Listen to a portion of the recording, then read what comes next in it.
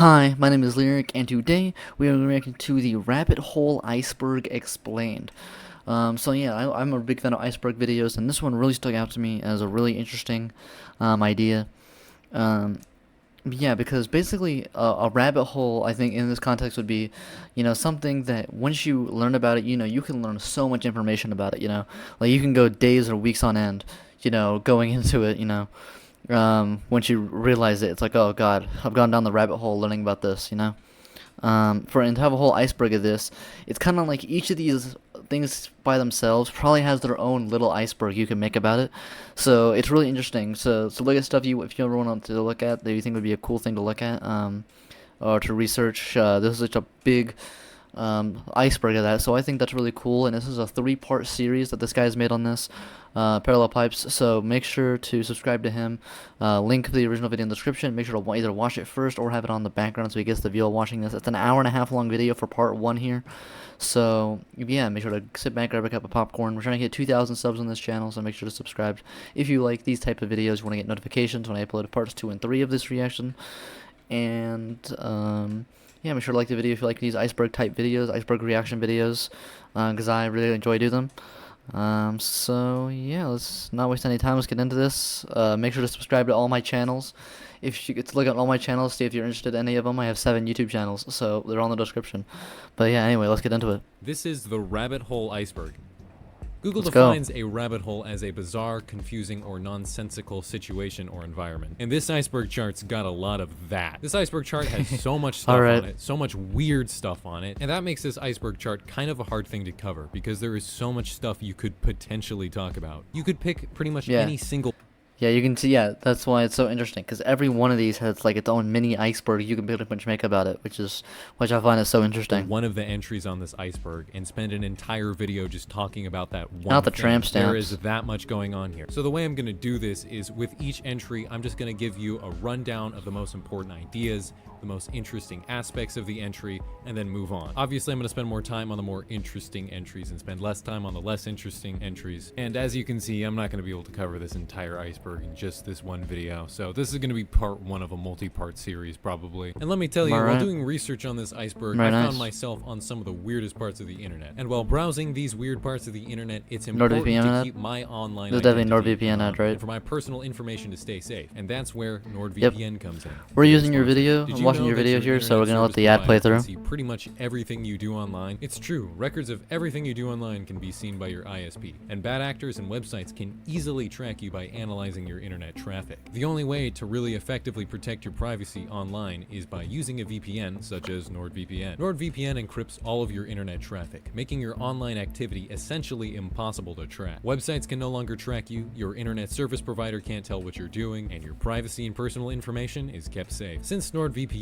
can hide your online identity, it also has other uses, such as allowing you to access content and websites that are blocked in your country. Let's say that you want to use a website such as YouTube while in China. Typically, YouTube is blocked by the Chinese government in China, but by using NordVPN, you'll be able to hide your identity and location by setting your IP to a different country, the United States for example, and you can access YouTube just as if you were in the United States. Using NordVPN is also incredibly easy. After downloading the app on your PC, Mac, Android, or iPhone, just launch the app, sign in, and hit Quick Connect, and you will be automatically connected to the most efficient and suitable server. In fact, if you act now, you can get a holiday season deal. If you go to nordvpn.com/parallelpipes, you can get a 2-year plan plus 1 additional month with a huge discount. And before we get into this, I'm gonna have to explain one more thing about how I'm gonna approach this iceberg chart. So while doing research on this iceberg and working on this video, it came to my attention that the first 2 layers of this iceberg are not very interesting. I'd imagine that a lot of the people watching this video are already very familiar with a lot of the entries.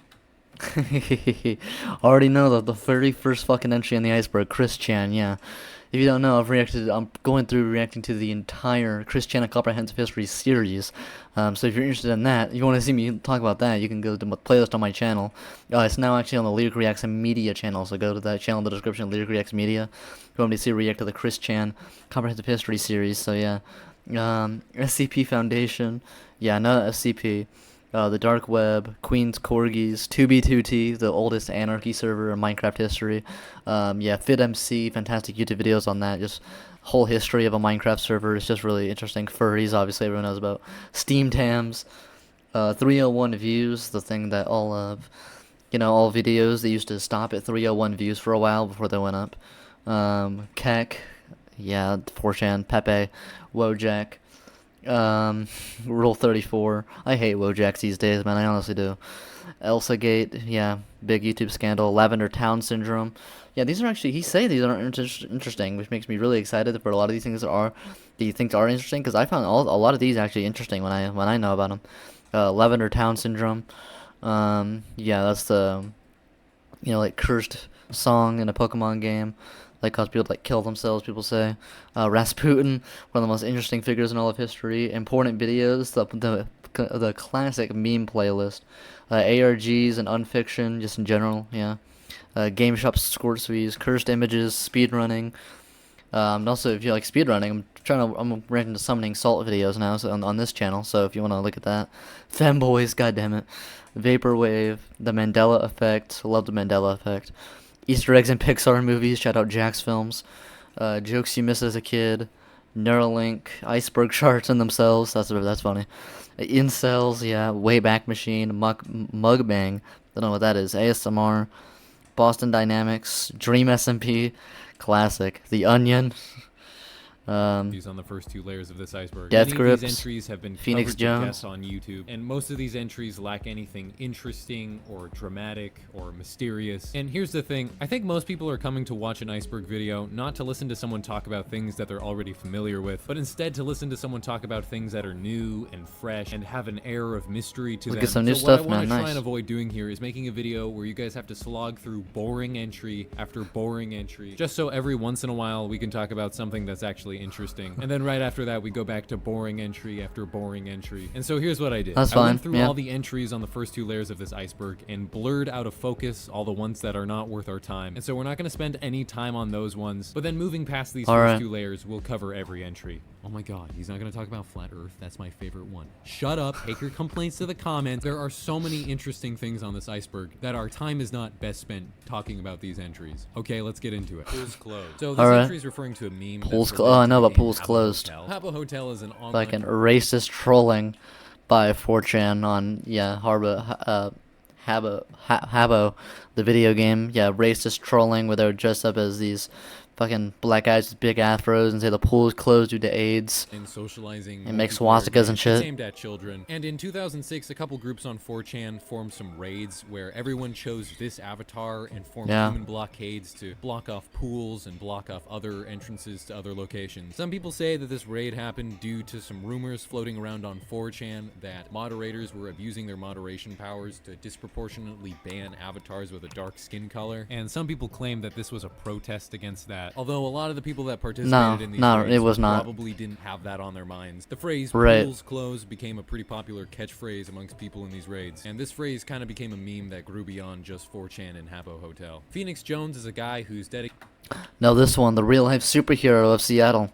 He was like an MMA fighter, I believe, right? Or a training MMA fighter? Of his life to being a real-life superhero. His real He name looks is sick, Ben man. Fedor, and since 2010, he's been roaming the streets of Seattle, Washington, trying to fight crime, protect civilians, and do good deeds. He wears a black and gold-colored suit that is supposedly reinforced with bullet and stab-resistant plating. He also wears a bulletproof vest Pretty good. underneath it. Usually, his weapon of choice is his fists or pepper spray. But reportedly, at one point, he even tried carrying around a net launcher to catch criminals with. Throughout his career, That's hilarious. he's actually managed to stop quite a few fights and help a couple people from getting mugged. He's also an MMA fighter. That's so funny. A lot of people think he's doing this Phoenix Jones thing as a publicity stunt. In 2020, he was Hey, if he's actually helping crime, though. selling MDMA, but since then he's seemingly been released and could potentially be roaming the streets of Seattle as we speak. Garfield minus Garfield. Garfield minus Garfield is a website that posts Garfield comics. Oh, I know with this, Garfield yeah. removed from it. It turns the Garfield comics into this Into a schizophrenic experience. thing. Makes it feel like John is a lonely man battling mental illness and is just alone talking to himself. That's The Dictionary funny. of Obscure Sorrows. The Dictionary Don't know of this one. Obscure Personally, I don't know. Sorrows most predominantly is a website dedicated to creating new words to describe specific emotions that don't have a specific word to describe them yet. For example, the word ringlore describes the feeling that goes with the wish that the modern world felt as epic as the one once depicted in old stories and folktales. Probably the most popular That's really word interesting, on this actually. being the term sonder, which it defines as the realization that each random passerby is living a life as vivid and complex as...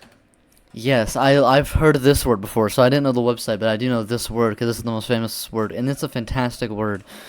Because that's actually I think a realization we've all had at some point, or if when you do have it, it's like really weird when you like really think about it. Like you're in a giant crowd, every single person you're passing by is living a life that is just as expanding, just as important, just as complicated as your own, and you're just passing by them and will never see them again. Like that's insane. Your own, populated with their own ambitions, friends, routines, worries, and inherited craziness. Wikipedia deleted articles. So this is a Wikipedia page for Wikipedia articles that have been deemed unnecessary or weird or extreme, and when these articles are deleted, they're put on this deleted articles list. Probably my favorite ones on this list are Beware the Green Monkey, Inappropriate Touch Tuesday, and more information on this subject is available. ILookLikeBarackObama.com. ILookLikeBarackObama.com is a shitpost website about this guy that thinks he looks like Barack Obama. Hi, my name's Trevor, and I look like Barack Obama. I've had lots of people stop me on the streets, ask me about taxes and healthcare and things like that, and I thought I'd create a website to clarify that I am, in fact, not Barack Obama. I'm not the president of the United States, so please, if you see me on the streets, don't come up to me asking me. I gotta appreciate the dedication to make a whole website over this bit. Dress is better. I drew all sorts of lines all over the images to make it look like facial recognition stuff. Notice how similar the lines are. It's not just a coincidence. We really look alike. Nowadays, this website's pretty much gone. If you try and visit ILookLikeBarackObama.com, you'll just get this page that has the definition of the term microaggression. I guess the guy who made the website decided to take it down because people were viewing it as a microaggression, or he started viewing it as a microaggression. Vermin Supreme is a guy who has run for president in every single election cycle since 1992. Some of the policies he campaigns on are legally requiring all Americans to brush their teeth, government-funded research into time travel, and providing every American with a free pony to help shift towards a more pony-based economy. He's a comedian and performance artist. He's ran under the Republican pretty good policies. Party, the Democratic I'd vote Party, for him. and in the 2020 presidential election, he actually got third place in the Libertarian presidential primaries. So he's getting closer to being on the ticket. Also, here's a clip of him pouring glitter onto one of his opponents at a debate. Okay, thank you, Mr. Supreme. Who killed Captain Alex? Who killed Captain Alex? Yes, the fantastic film. Dude, oh my god, I love these films that are just on Tubi or some shit. That are just so great. Velocipaster. I hope it's on here. Is a Ugandan action film with a budget reportedly lower than $200. Isaac Godfrey Geoffrey Nabwana, or I'm just going to call him Nabwana, is the man behind this film, and this one guy is pretty much the complete driving force behind the film, with him directing, editing, and doing the screenplay for this film. Pretty much all the props and rigging for this film were made using scrap metal. Apparently, the computer that was used to edit this film was made from whatever old spare computer parts Nabwana was able to get his hands on. I gotta respect it, man. Uganda's first action film, and it probably is, and the original version of the film has seemingly been completely lost. The only version of this film that still exists has what's called a video joker in it. A video joker is this guy who gets dubbed over the audio in the film and does commentary, and the only version of the film that still exists has a video joker dubbed over it. You're all dead. What?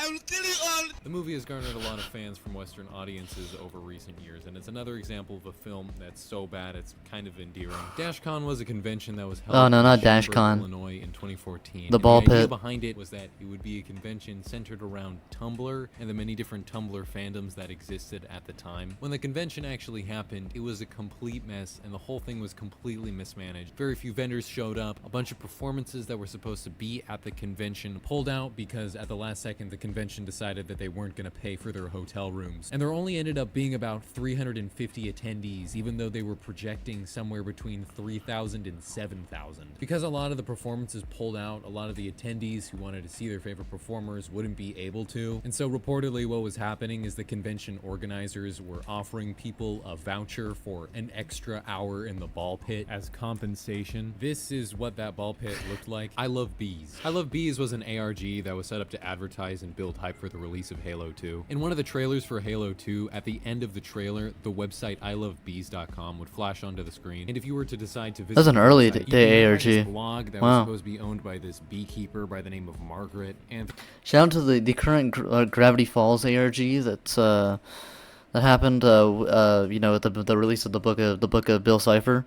I really want to get the book of Bill Cipher, but yeah, I love that Gravity Falls is doing their own ARG these days. But yeah, this is before the days that ARGs became really popular, though, so this is an early day Throughout one. the website, there's these weird, glitchy, corrupted effects taking place, and the home page would have a message that read, "Control has been yielded to System Peril Distributed Reflex. Countdown to Wide Awake and Physical. Make your decisions accordingly."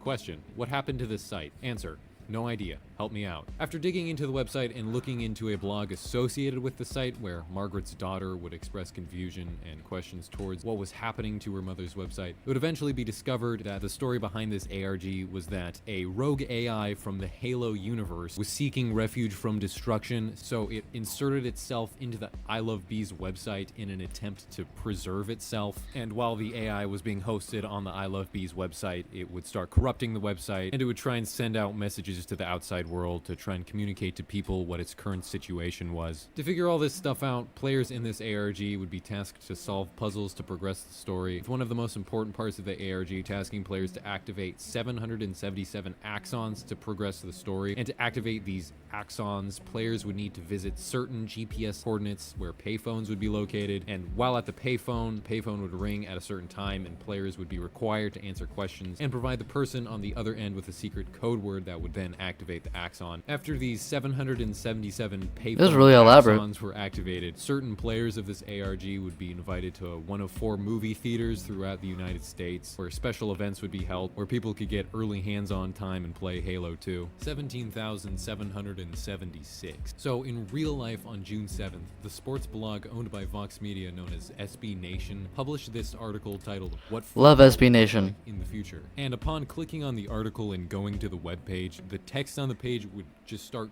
growing until the entire screen turned black. And this is the point where the web page transitions from being a sports blog to this narrative story thing called 17,776. The story is told through a bunch of different web pages and videos and articles, and this is the general idea of how it goes. The story is about 3 space probes who, after aimlessly floating through space for a lot of time, eventually gained sentience. Just go with it. And after thousands of years of just floating through space aimlessly, they eventually met up with one another in the year 17,776 and decided to observe and talk about Earth. In the year 17,776, humans on Earth have basically become immortal. No one dies, no one reproduces, everyone lives in good health, and war and conflict has ended. And since at this point humans live in this perfect utopian future, they have nothing better to do than play absolutely crazy and convoluted versions of football. So in this future, humans have invented Pretty cool alternate scenario. nanotechnology that allows them to be pretty much indestructible and immortal. So the story explains that, for example, there's a game of football that they play that uses the entirety of Nebraska as the playing field. There's a version of the game where a football is launched out of a cannon in Alaska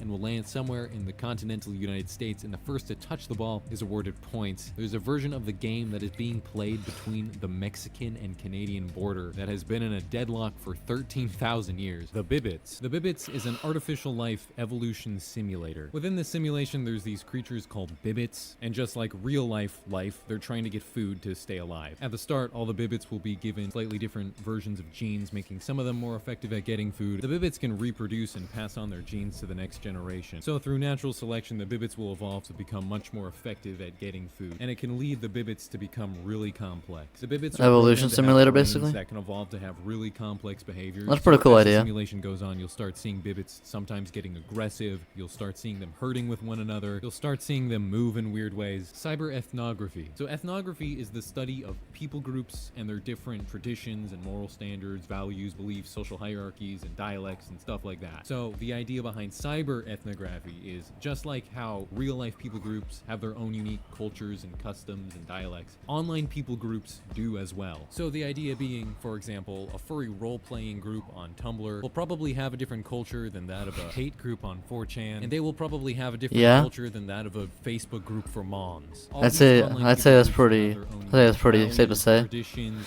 moral Yeah, the internet culture though has really made a bunch of different groups, have their own space. Back in the day, because back in the day, it would be hard to find all these people that had these niche interests and stuff. Like it'd be hard to make a whole group of people who like to very, like underground music artist or underground TV show or underground, stuff like being a furry or something. But in modern day, you can just put it on the internet and even if there's not a lot of people in the world, there's still quite a bit be like as a percentage of the world, there still could be quite a lot of people on the internet that could do that. Just because so many people on the internet, eventually, if they all find each other, it can flourish as a community. So it's really made a lot of these more niche communities, kind of like separate off into make their own community stuff. And there's some communities also the same thing like it's saying here that just don't interact with each other at all. So it's kind of like, like there's some communities that just never have completely different views from another community that will like never interact. Those two communities will never interact with each other. And yeah, it's pretty interesting how the internet culture has evolved like that. To some extent. 2,222 card Yu-Gi-Oh deck. At the 2007 Yu-Gi-Oh German Nationals, a guy entered the tournament with a 2,222 card deck. Look at these chads, man. This is an iconic picture right there. At the time, the Yu-Gi-Oh rule set didn't have a maximum deck size, so this move was actually technically legal. The whole point of the deck was to waste as much time as possible when going up against your opponent. This deck was also reportedly disproportionately made up of search cards, and in Yu-Gi-Oh, anytime you use a search card, you have to shuffle your entire deck afterwards, and shuffling a 2,222 card deck takes That's hilarious, dude. That's absolutely hilarious. That's a genius plan. Up a ton of time. This deck was brought to the tournament by a guy by the name of Mike Sway. The deck was disqualified the second round of the tournament. A judge at the tournament determined that the deck could not be shuffled in a reasonable amount of time, and he requested that he drop out of the tournament, to which Mike Sway complied. Probably at least part of the reason Mike Sway did this was just to make a joke, but also at the same time, it was probably to put on display the flaws that were in the rule set at the time. At the time, there was no limit to how many cards your deck could have, so this was technically completely legal. A year later, Konami did make changes to the rule set, and one of the rules implemented was a 60-card deck limit, making this type of move now impossible. The Michael Jackson Vault. Michael Jackson died in 2009, and he left behind... There's probably a vault of all types of different music artists you can go through, really. A lot of unreleased demos and music. This unreleased music is often referred to as being in the Michael Jackson Vault, which is being controlled by Sony. There's been a lot of unreleased music that's been released since Michael Jackson's death, but according to Sony, there is still a lot of unreleased stuff being still kept in the Michael Jackson Vault, but they have... Well, I mean, XXXTentacion was only like 20 years old when he died, and he has like 3 post-mortem albums. So, because of, milking him of all the fucking shit, every little demo he made. So Michael Jackson, I mean, was in the music industry for pretty much his entire life. He's died at 50. He has probably so much music out there that if they really wanted to, they could release probably like 20 more Michael Jackson albums of new music. No intentions of releasing it yet. At least that's what they say on the Michael Jackson website. Club Penguin private servers. Club Penguin was an online multiplayer game that was shut down in March of 2017 by Disney. The player base had shrunken pretty substantially, and it probably wasn't a very profitable venture anymore. But let me tell you, this didn't stop dedicated Club Penguin players from keeping the community alive. After the shutdown of Club Penguin, many private Club Penguin servers started popping up and being hosted by private individuals who were not officially being supported by Disney. Probably the most popular version of the game that you can play right now is Club Penguin Rewritten. In May of 2020, the BBC reported on this other private, unofficial version of the game called Club Penguin Online. They made an article on Club Penguin Online, and they were saying that it was not being moderated properly, and the game was being populated by a bunch of racists and anti-Semitists, groomers, and pedophiles. And the game was not suitable for children, and this led to Disney hunting down the developers behind Club Penguin Online and hitting them with a cease and desist and shutting the game down. Libraryofbabel.info. Libraryofbabel.info is a website that has every book that has ever existed, every book that ever every document ever written, every paper ever written, every song, poem, scripture, and document ever written. This sounds stupid. How does it work? Okay, so the way this works is insane. The website has on demand every single combination of English alphabet characters that exist. As long as it's 3,200 characters long. That is a catch to it. So imagine a book with 3,200 characters in it, and this library has every combination of 3,200 characters. Pretty impressive. Sure, most of the books in this library are complete gibberish, but amongst all these books, there can also be anything. You could find the Bible, Harry Potter, 50 Shades of Grey, anything, because the library has access to every combination of letters, as long as it's 3,200 characters long. The library has 10 to the 4,677 books in it. The website also has this component to it where there's a virtual library you can access the books through. So there's 3,260 hexagonal rooms, each with 4 walls of bookcases, each This is actually really well made. shelves, with each shelf having 32 books. Lucid dreaming. Lucid dreaming is when you are dreaming and you know you are dreaming. A lot of people say that they can take control. Never of been their able to do dreams this. when they're lucid dreaming and like control the things around them and make things happen and do whatever they want. The exact mechanism that makes lucid dreaming happen is unknown. There's a lot of different methods people have developed that supposedly can help people achieve lucid dreaming more often. One of the things you can do is what's called a reality check. Every once in a while in your day-to-day life, just look around and make sure you're in reality. Make sure you're not dreaming. For example, look down at your fingers and make sure you have 5 of them. Make sure you're still in reality. If you make a habit, Make sure I'm not dreaming up a reaction video right now. There's a chance that while you're dreaming, you might do this reality check and then realize you're dreaming and then start lucid dreaming. Also, some people suggest keeping a dream journal, so like writing down the things you experience in your dream. And another thing that's often suggested to people that want to lucid dream is while you're falling asleep,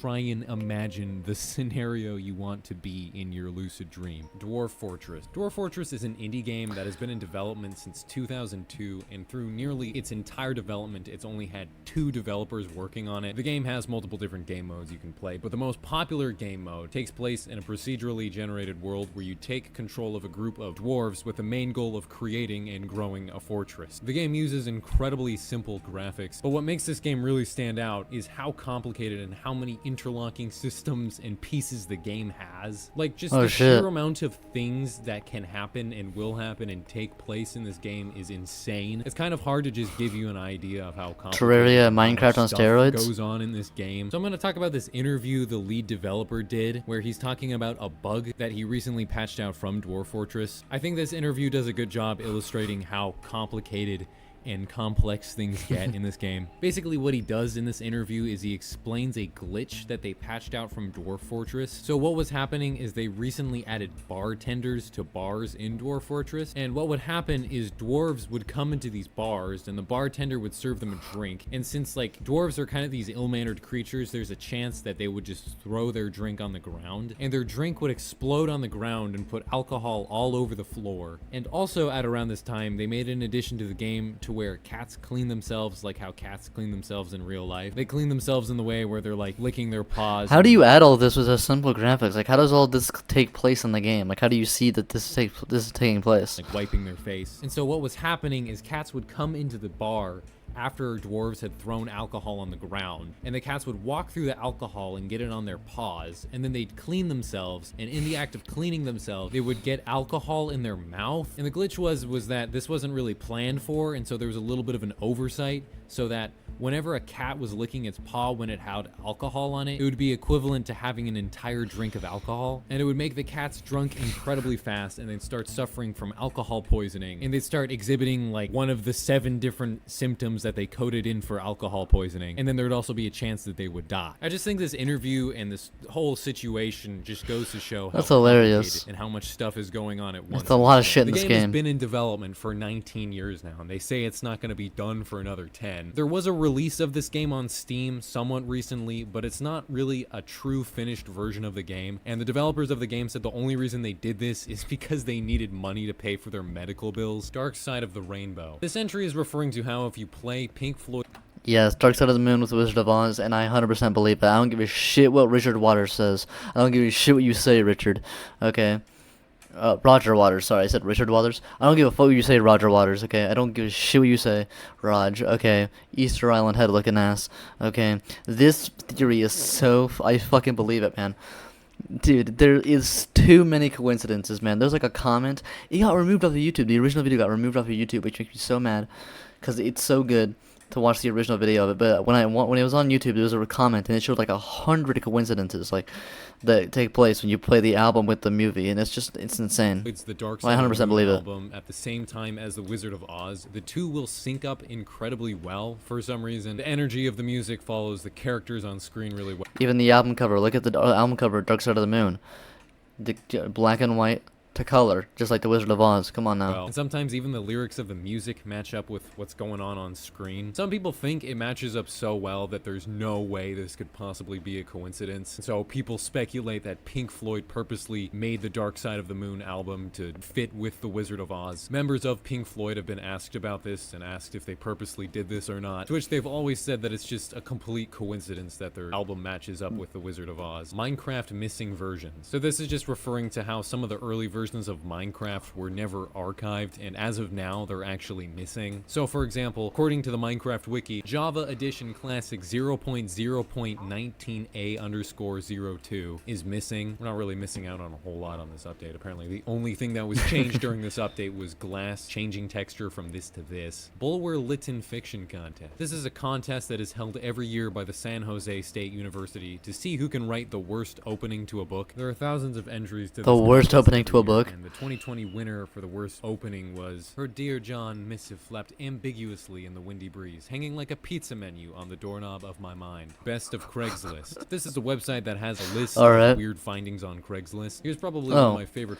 This website can go on forever. This Craigslist is a mysterious place. The Craigslist is the Florida of the internet. findings on this list. Category is general, and it's in the Detroit metro area. What it says on this listing is, want to watch a live birth on mushrooms. Hey there, my friend and I are trying to figure out the craziest thing we could do on that. You know, I gotta respect this to just have this idea and be like, yo, I'm gonna put this out here. If anyone is down. Magic mushrooms, and realize that watching a live childbirth would be by far the most incredible, mind-blowing experience that we could think of. We're looking for a woman with child who would permit 5 respectful 27-year-old men to watch her give birth while on magic mushrooms. Compensation is negotiable, but for sure at least $100 per person. And the knowledge of knowing that you just blew some people's mind having a baby come out of you. This offer may not be for everyone. If you know someone who may be interested, please share this offer so that might fulfill our dream of watching a live birth on mushrooms. Some other cool ones I found is Idiot needed to beat Vanilla Dome in Super Mario World. Human-sized steel cage. Whoever responds with the best potential use for this cage will get it free of charge. Welded steel, approximately 200 pounds. 2 people can easily move it. Not Prawn. Not Prawn is an online puzzle game where you'll solve different riddles and puzzles to progress through different web pages. Some of the riddles are super complex and complicated. Throughout the puzzle, you'll have to mess with URLs and look into the source codes of pages and edit images and discover hidden code. Critical energy type thing. Stuff like that just happens on a regular basis within this puzzle. There's 138 documented different levels to this puzzle, and it's taken people reportedly months to complete sometimes. Peepee. This entry is probably referring to this Of plushie course. called a Peepee. It's a plushie being sold by this company called Item Label, and some of the other plushies they sell are called the Sucklet and the Dinkle. The company has made a lot of Cute as TikToks hell. and YouTube videos about their plushies, I don't know. With their most popular YouTube video being called Peepee's Theme. It seems to me as an example of a company trying to use viral marketing to promote and sell their products. There's nothing I'd special buy about it. these plushies. It's just named a Peepee, so it's kind of funny, and you can make jokes about it, and you can be like, oh, I bought a Peepee online. From what I can tell, there was a pretty brief trend on TikTok where people were making videos about Peepees. Although it's kind of hard to tell if these videos were organically made by people actually wanting to make videos about Peepees, or if it was Item Label sponsoring them to make videos. Burr to Will. Burr to Will is one of the very few pieces of land on Earth that people debate over Between who doesn't Egypt and own. South The Sudan. area is No one between owns it. Egypt and Sudan. In short, what ended No up laws. happening was in 1899, the UK was in charge of defining the border between these two countries, so they just kind of drew a line and said that the border was straight and looked. If you murdered somebody in this so basically, Egypt and Sudan both claim this area, and neither claim this area, just based on what they believe the border is. Yeah. So So if you murdered somebody in this Bertowil area where there's no country that claims it, would anyone do anything about it? I mean, neither country can arrest you because neither says that they own it. So either country arresting you would be them giving up this area because they would agree to the opposite border. So if you murdered someone there, I don't think anyone could do anything about it, really, realistically. I mean, you'd have to convince someone to go all the way out you to the middle of the fucking desert. But, if you managed to do that, I mean, you honestly could probably get away with it. Like this. But in 1902, another borderline was drawn as a revision that looks like this, and this. Yeah, so Egypt thinks the border is a straight line here, which means they own this area, but don't own this area. And Sudan thinks the border is this, which means that they own this area but don't own this area. So both claim that they don't own this area, and both claim that they own this giant area. So no one's gonna claim this bit, because if you claim this bit, that means you give up this actually bigger bit that actually has like people and stuff in it, and actual stuff, when this is just a random patch of desert. Borderline was supposedly a borderline that would better reflect cultural differences. I apologize in advance for pronunciation. The thing is both countries wanted this area known as the Halaib Triangle, and that meant that claiming this area, per to will, meant that by extension you would not get the Halaib Triangle. Since neither of these countries have claimed this area, it's pretty much the only land not claimed by any country in the world, with the only other place being Antarctica. A number of people Which are throughout not the allowed years to have just claim come anymore. here and laid down flags and claimed it as their own. Obviously no one is recognizing them as owning it, but no one is also not recognizing them as owning it either. Luther Burbank. By the way, shout out to the Minecraft death run that's happening in the background this whole video. Luther Burbank was a botanist. He created over 800 different new types of plants. Through hybridization and artificial selection, he was able to create the plum cot, which is a half plum, half apricot, white blackberries, cactuses without pricks, a cross between tobacco and petunias, It's and impressive, even a type man. of plum that didn't have a pit in the middle. In fact, the potatoes that pretty much all fries and tater tots are made of come from a variety of potato invented by him, known as the Burbank potato. Lord Buckethead. Lord Buckethead is a character that comes from a 1984 parody of Star Wars called Hyperspace. This movie that it comes from really isn't that popular, and the only reason Lord Buckethead really has any prominence is because on multiple occasions people have dressed up as Lord Buckethead and tried running in the general elections for Prime Minister in the UK. Lord Buckethead's been played by quite a few different people throughout the years, and in 1987 Lord Buckethead ran against Margaret Thatcher for Prime Minister. Shoulda won. He also ran for Prime Minister in 1992 against John Which? Major, and even once again in 2017 he ran against Theresa May. He usually campaigns on such policies as turning Berkshire into a spaceport, but sadly he's never won over 0.01% of the vote. Northumbria. This entry on the Iceberg is kind of coming out of left field. As far as I can tell, this entry is referring to a pretty prominent writer in the Harry Potter fan fiction community. This person goes by the name of Northumbria, and according to this person's fanfiction.net page, he has written over 89 fan fictions for his Harry Potter extended universe. The Tramp Stamps. The Tramp Stamps are an Yes, I know about this. This is the most obvious industry plant band of all time.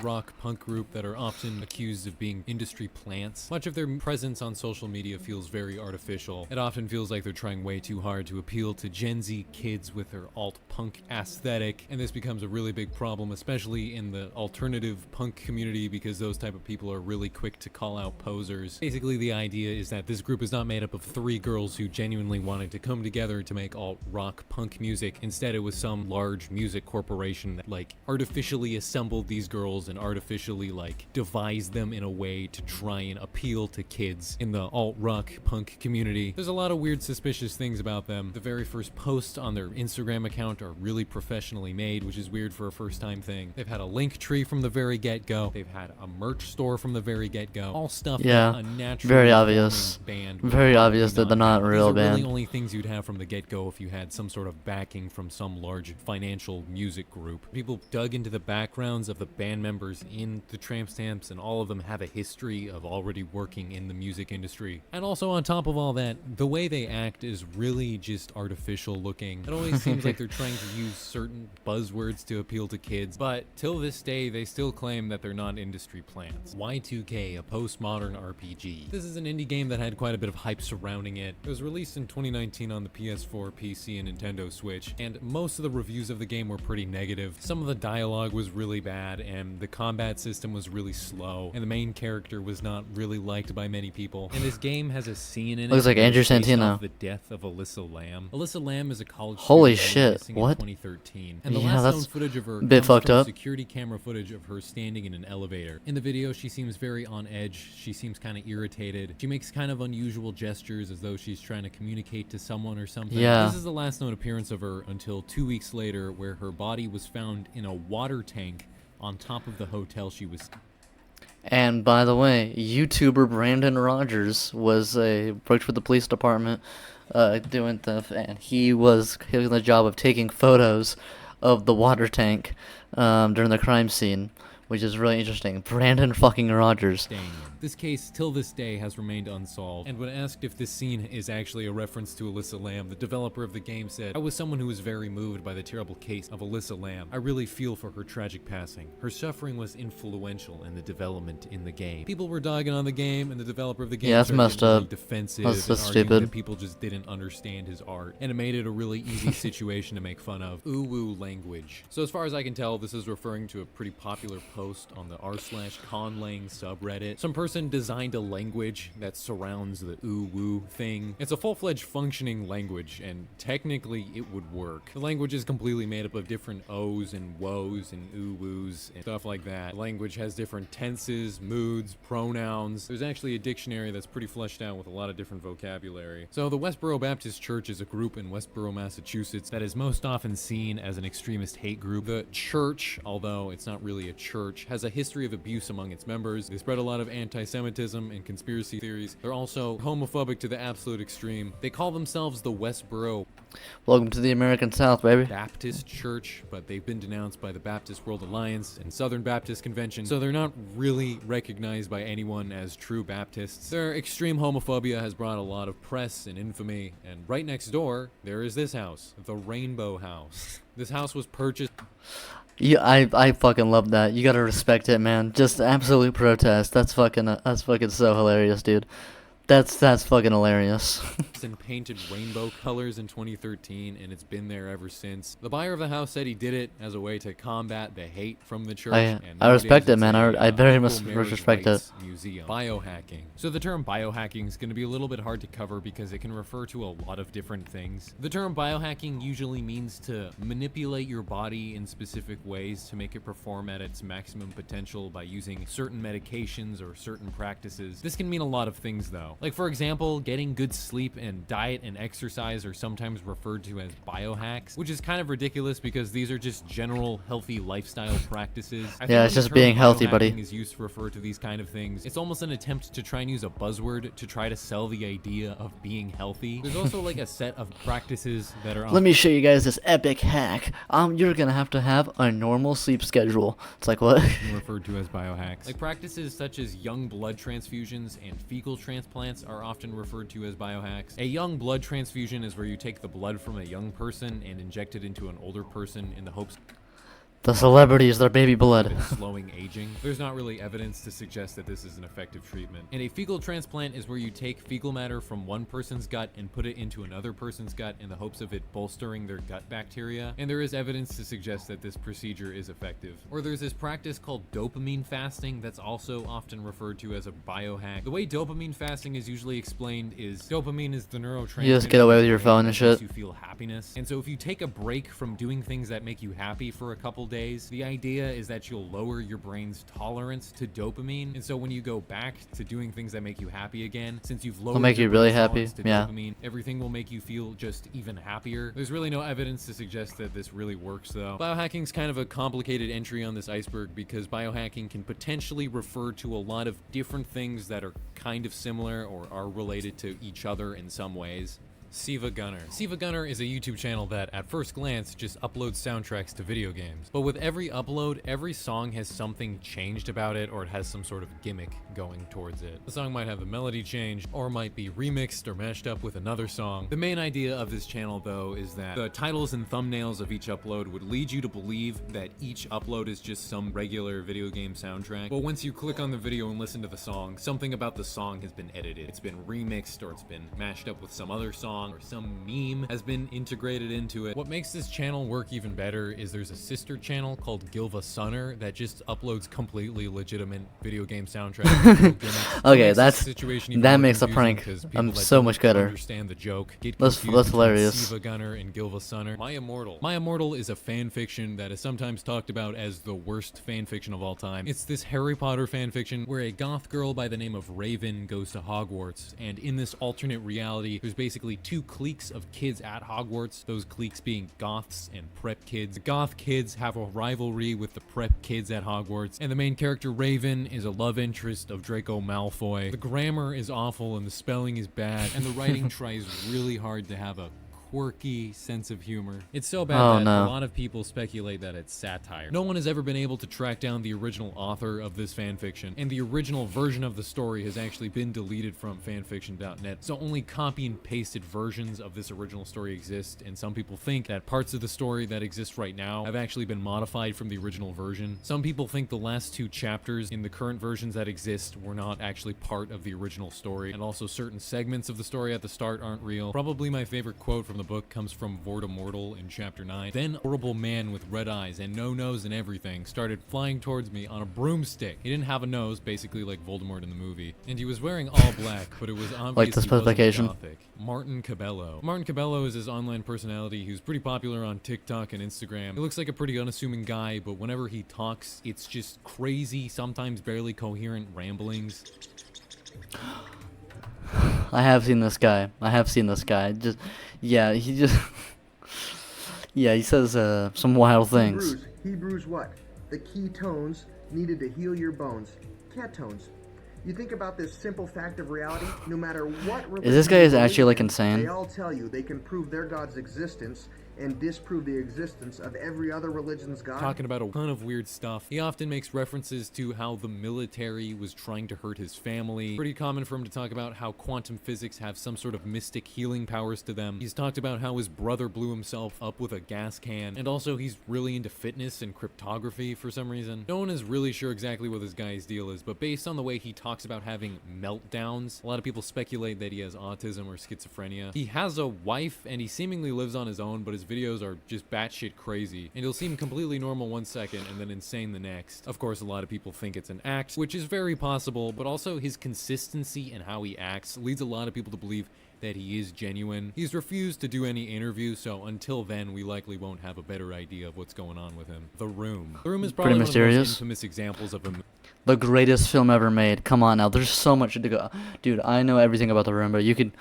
Dude, there's so much shit you could talk about The Room, bro. There's so much shit you can talk about with The Room and Tommy Wiseau in general. It's good. Probably the most interesting aspect of this movie is its writer and director Tommy Wiseau and just how little is known about the guy. No one has really been able to pinpoint exactly where he came People don't even know what country he's from, bro. from, where he was born, how he got to the US. Reportedly, The Room had a $6 million budget, but no one knows where Tommy Wiseau got this $6 million from. One theory suggests that he's receiving money from some crime ring in Europe. Another theory suggests that he was hit by a car that was being driven by some celebrity in LA, and the celebrity decided to pay Tommy Wiseau a huge sum of money so that he would keep quiet about the situation, and that's just where he got his money from. Some people also think that the movie didn't really cost $6 million. The large budget was actually just part of some money laundering scheme that he was involved in. Tommy Wiseau, I think it's honestly probably likely.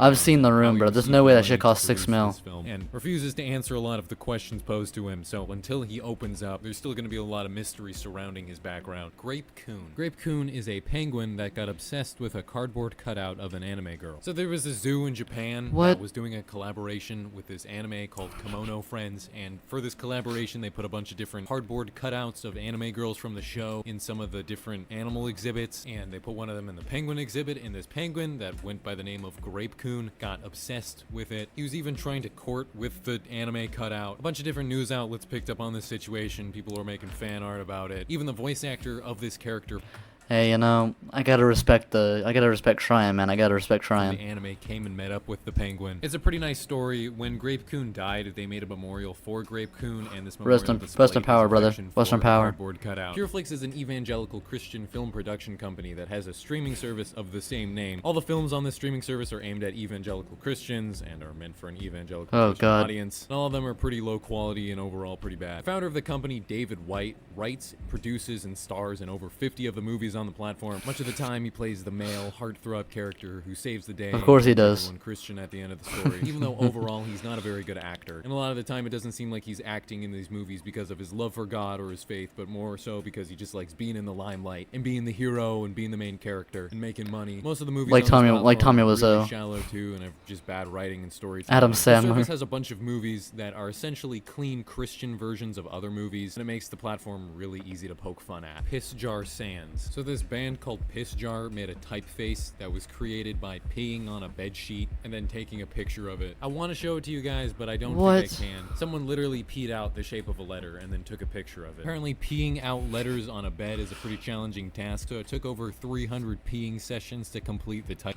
It doesn't seem like it'd be that hard, honestly. I don't know what Netflix got 300 times. Tencent. Tencent is one of the biggest Chinese tech companies, and it has a bunch of connections with other prominent tech companies. Tencent has stakes in Epic Games, Roblox, Snapchat, Discord, Reddit, a ton of other different companies too. Probably the most notable aspect of Tencent is their app, WeChat, with this app becoming a huge staple of everyday life in China, almost becoming a necessity. People text on WeChat, call on WeChat, book flights, get reservations at restaurants, watch movies, and play games. Damn, you do fucking everything on WeChat, goddamn. Since WeChat operates out of China and under Chinese law, Tencent is legally required to provide any information from WeChat with Chinese intelligence if they request it. This means the Chinese government has access to your text messages, app history, or even your Don't forget, so does the American government. This isn't a Chinese exclusive thing. GPS location. This has led Tencent and WeChat to basically become a tool used by the Chinese government to conduct mass surveillance and to some extent even kind of just control its population. Tencent also uses a number of different algorithms to censor anything the Chinese Communist Party doesn't want you to see from WeChat. Yeah, I can't see no images of Tiananmen Square on WeChat, I can dare to you. WeChat, you're not going to see people talking about Tiananmen Square or Right. Taiwan or revolution. Tank Man, Russian interference in 1989. social media. This entry is probably referring to how within the last decade, Russia has made growing efforts to manipulate and interfere with other countries by spreading false information on social media, probably with the most prominent and effective example of this taking place within the United States during the 2016 presidential election. According to the United States Department of Justice, the Russian interference on social media was all part of an operation by the Russian government known as Project Latka, which saw a bunch of Russian government-backed troll farms use social media to spread disinformation on social media within the United States, with the main goal of this operation being to disrupt the democratic process and create as much political chaos as possible. Self-retweeting tweet. So there's this alternate version of Twitter you can use called TweetDeck. It allows you to see more stuff at once, and it's kind of supposed to be Hey, JJ Twitter McCulloch, for shut more up. professional users. Well, in 2014, an exploit was found where if a tweet ended in a heart, TweetDeck would read the tweet as though it was a script that it would need to run, and this led to a Twitter account by the name of Durgun making a tweet that took advantage of this exploit that made it so when this tweet appeared in your feed, it would automatically run a script that would make TweetDeck instantly retweet it. This led to the tweet at one point reaching over 80,000 retweets, and Twitter had to shut down TweetDeck That's for a hilarious. period of time to fix this exploit. Rotten.com. Rotten.com is one of the earlier shock websites. The website was started in 1996 and it received updates until 2012, and it did There's a bunch of shock websites throughout history that have been the most popular because they keep getting banned. Most recently, LiveLeak recently got shut down. So yeah, been every day. There's probably gonna be a new shock website that's gonna come out in the next few years. It's going to replace it because there's been an evolution of all types of different shock websites that have had to replace each other. didn't go offline until sometime in 2018. Most of the content on this website was submitted by users and would be reviewed by an administrator before being posted. Pretty much all the images on the website were also accompanied by some color commentary by the developers of the website. When browsing the website, there are no thumbnails on the content you're looking for, so when you click on something to view it, you only have a short line of text to give you any idea of what you're getting yourself into. Much of the time, this text is very misleading.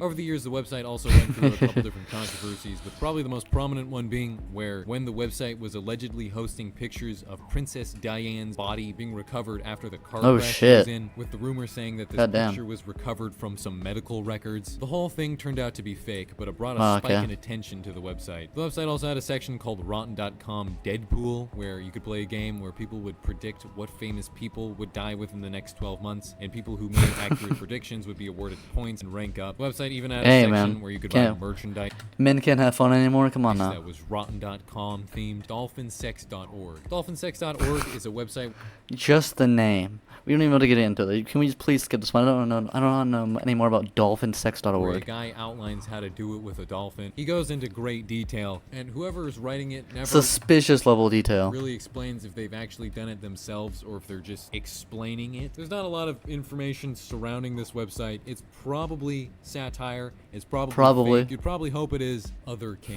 An otherkin is someone who identifies as being not entirely human. For example, an otherkin might identify as being half human, half wolf, or half human, half dragon, or half human, half fox, half human, half anything else. And it's not the same thing as being a furry where people just dress up as other characters. The whole point of being an otherkin is that you genuinely believe that you are partially human, part something else. The most mysterious song on the internet. In March of 2017, a user Which on one? this website called Spirit Radio posted a snippet of this song, asking people if they could identify it. It was just a short snippet, and the person who posted it claimed that they recorded it sometime between 1982 and 1984 off of a German radio station, and they had been There's two ones that are like really mysterious songs. There's Like the Wind, which I don't think has been found yet, and that's the most iconic. That's the one they're talking about here, I think.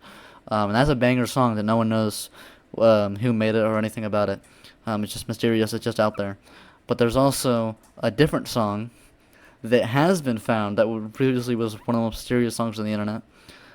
It got found in a inappropriate video in at the source, because it was made by an artist who specifically makes music for porn. Basically, he makes music for fucking adult films, and that's where it got found. And basically, the whole reason it was mysterious in the first place was probably because the person who claimed to have heard it originally didn't want to admit that they first originally heard it from an adult video, and they didn't know. They were looking for the song, but they couldn't find the video, so they just said put the song out, but they didn't want to admit that it was in an adult video probably.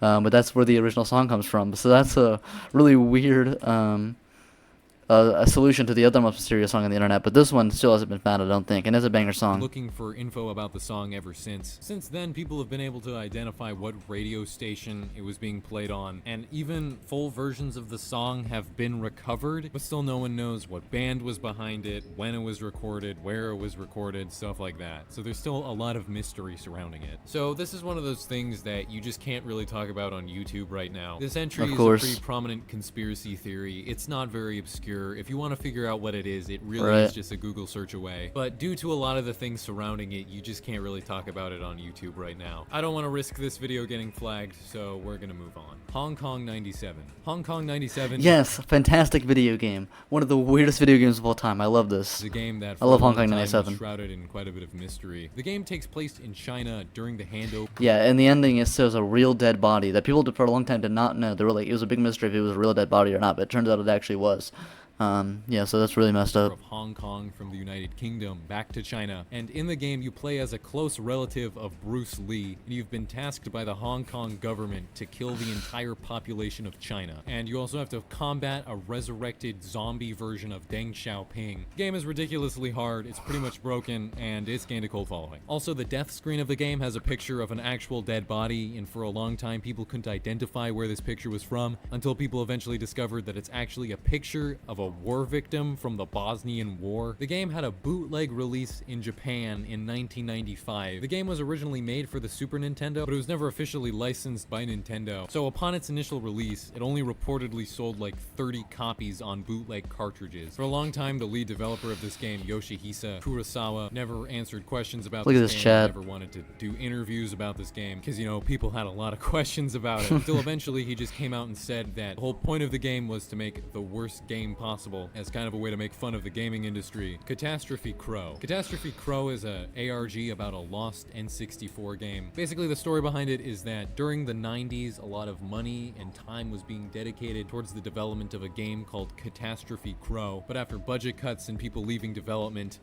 of the game was canceled. But eventually, later on, a development, unfinished version of the game was leaked to the public, and when you played the game, there's a bunch of weird, mysterious, creepy stuff that happened. There's a lot of the weird events in the game seemingly being related to the Not death cursed of one of chess. the lead developer's daughters, Justin Bieber Linux. This entry is referring to Justin Bieber Linux, I think, which is a Linux-based operating system that is Justin Bieber themed. Kali Linux. Kali What? Linux is an operating system that is also Linux-based. Kali Linux is an operating system that is built around hacking into computer programs. Related to and Kali looking unit? for security Oh, vulnerabilities in computer programs. The operating you system just- comes with a bunch of tools pre-installed that let you test how secure a computer program is. See how much stress a computer program can handle, look for exploits in a computer program that will allow you to easily hack into it, stuff like that. And the thing is about this computer program is it has so many tools that are like this that it is sometimes used by actual hackers who are trying to hack into things illegally. Deleted JonTron video. JonTron is a YouTuber with a pretty strong fan base. I don't like and although JonTron. These fans have done a pretty good job archiving Don't like all him. of JonTron's videos. Till this day, it seems as though there's still some videos that have just been deleted off the internet and never will be found. The backrooms and liminal space. So the term liminal space refers to an area that is a transition area between two different locations or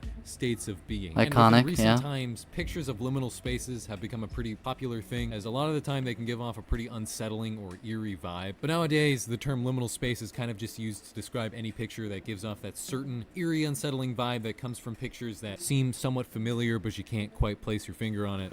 Nostalgia from a place you've never been. Backrooms is probably one of the most popular examples of a liminal space picture. This picture is of some old, defunct office space that looks very familiar and it totally feels like you've been there before, but something about it just feels kind of off and unsettling. Wikipedia Blew up in unusual article. popularity. This is a Wikipedia page that lists a bunch of other Wikipedia pages that are unusual. Some of my personal favorite pages are Kentucky Meat Shower, Coffee Enema, Trout Tickling, Worm Charming, Frog Battery, and How Now Brown Cow, Kiwi Farm. Kiwi Farms All is right. an online Oh, yeah, forum not Kiwi website Farms. that is dedicated to targeting and bullying certain individuals. The website was originally Yep. called the Christian. Quickie Forums, the CWCKI forums, and it was almost entirely dedicated to just harassing Christian Western Chandler. Within recent years, the website has rebranded to Kiwi Farms and has moved on to target other people beyond Christian Western Chandler. Nazbol. This is an ideology that combines both national Bolshevikism with Nazism. A lot of people considered it a joke, but nowadays... Doesn't really make that much sense, not gonna lie to you. Nope, that doesn't make sense. Those are two opposite things. In some cases, it isn't. Bug bounties. A bug bounty is basically when a tech company will pay you money to find a bug or exploit in their software for their company. Google actually has a page with a chart on it that will show you how much they will pay you if you find certain types of bugs in their software. For example, this Holy graph shit. by Google says that if you find a bug that allows you to do remote code execution in an application that permits taking over a Google account, you could be awarded over $31,000. Phineas Gage. That's crazy. In 1848, I love Phineas Gage. He's got fucking a metal rod shoved through his fucking eyeball, and it was going to his brain. He was just fine. American railroad construction worker by the name of Phineas Gage was involved in an accident while working on the railroad. Phineas Gage was working in a group of men who were blasting rock to prepare the roadbed to have railroad tracks put down. Setting a blast at the time meant boring a hole into the ground, pouring blasting powder into the hole, and then patting down dirt or clay with a metal rod on top of the blast. Wonder about those from the While Salmonella working, video. Phineas got distracted one time and looked away while he was patting down the blasting powder, and the blasting powder ignited, exploded, shot the metal rod up out of the hole and through the left side of the frontal lobe of his brain. The Insane. thing is he survived.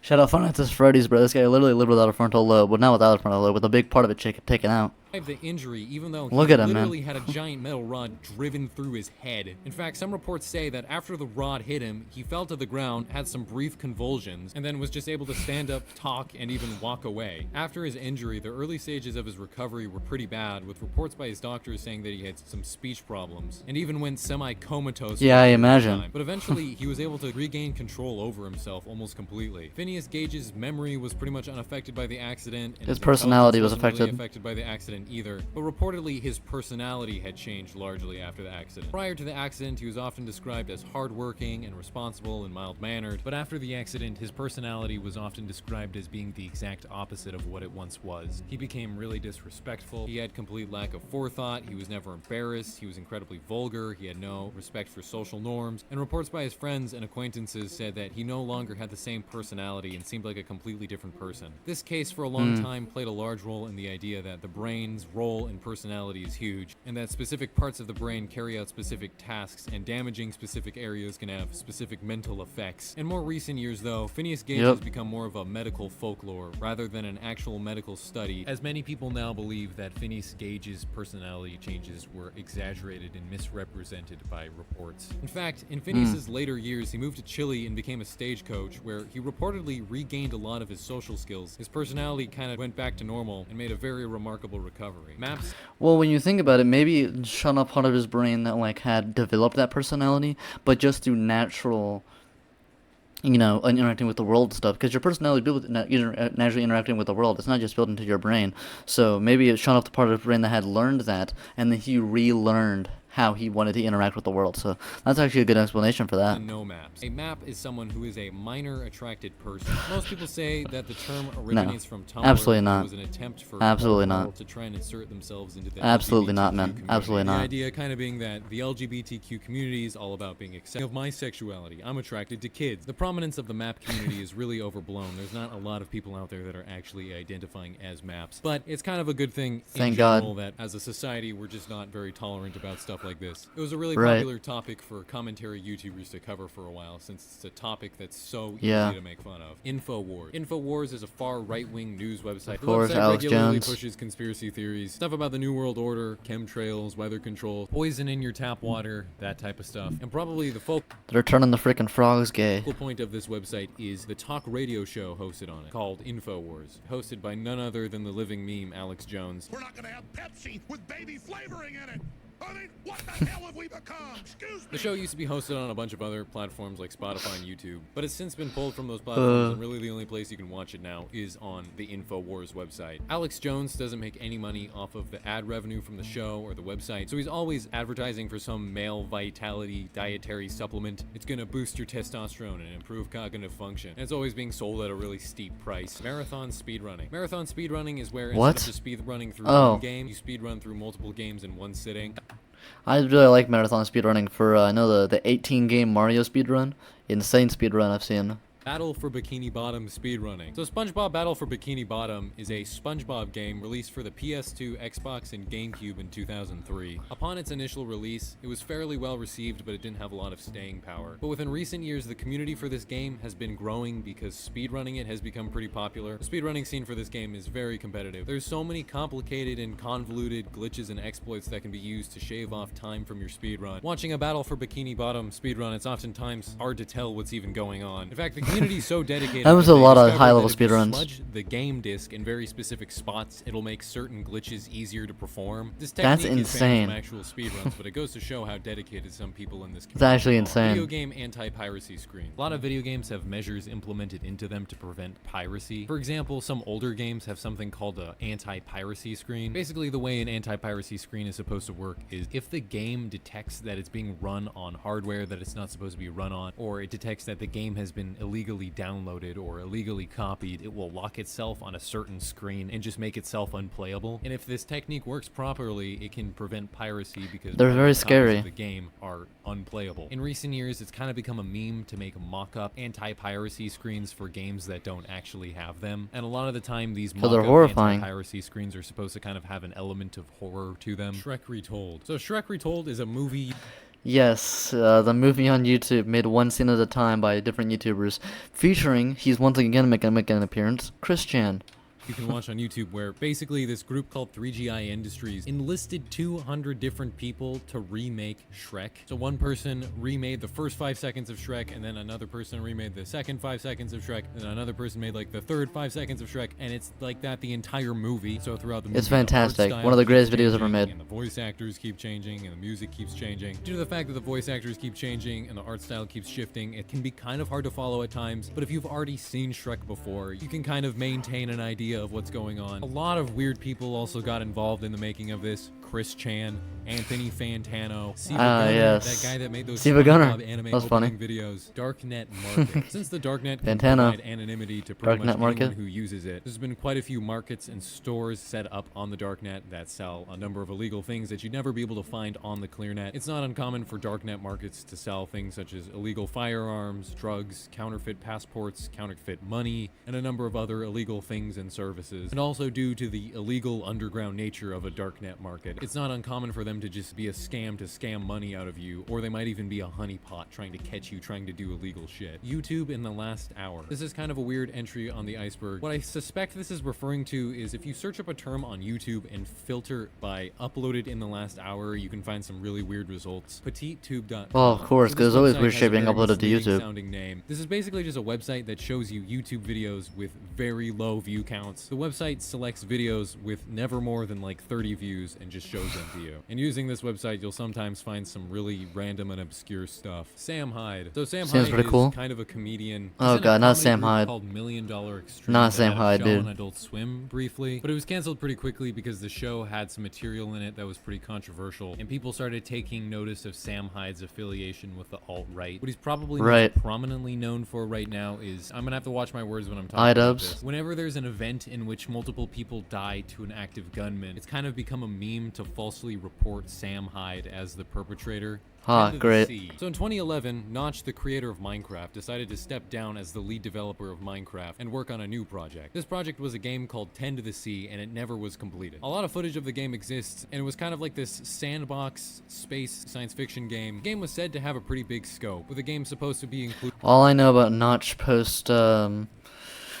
Microsoft buy was him being a billionaire alt-right idiot. Engineering, So space battles. You'd be able to land on planets and mine for resources. There'd be a single player mode and a multiplayer mode. The game seemed pretty promising, but development of it was pretty much suspended in 2013 because at the time, popularity in Minecraft really started growing, and he decided it would probably be better to dedicate Mojang's time and resources to Minecraft instead of this new game. Notch has effectively gone on record saying that the game has been canceled. Style transfer AI. So, style transfer AI is probably referring to a computer vision technique where you take one picture, and by using a computer algorithm, you can implement the style of that picture onto another picture. At this point, there's a couple different computer Well, that's algorithms cool. that can do this type of thing. These types You can do a lot of this stuff computer with the AI algorithms nowadays, make though. use of a neural network. I'm not gonna say this. I can't say this. This is YouTube. I can't say this. What this is Right. a now defunct TF2 server that was basically complete anarchy. There were no rules you could hack. You could do. I mean, whatever you that's wanted. kind You of could as talk about expected from the whatever you name. want. When asked about why the server was named what it is, the owner said, "It is not affiliated with the alt-right, alt-wrong, or any other political perspectives. It exists only to shit-talk and to play the game in an unrestricted space." CES letter. So the Alright. story goes that a man by the name of Jeremy T. Runnels was a 7th generation member of the Mormon Church, Church of Latter-day Saints. He served on a mission to the church. He went to the Brigham Young University, which is a college owned by the Church of Latter-day Saints. He was pretty much a full-fledged Mormon. Apparently in 2012, he started doubting the Mormon Church and his faith started waning. This led him into contact with the church education systems director, where he was suggested to write a letter outlining his concerns about the church, and this is what the CES letter is. This letter outlines a bunch of different historical inaccuracies within the lore of the church's history of polygamy and polyandry, and a Just bunch calling of him other out. problems with the That's church. fair. And after a year of not getting a response from the church education systems director after sending the letter, Jeremy Runnels decided to post the letter online and title it the CES letter. This document has gained quite a bit of notoriety, as many people who are leaving the Mormon church point towards the CES letter as being one of their biggest influences. Reality shifters. Pretty cool. Reality shifters are people who believe that they can transport their consciousness from their current reality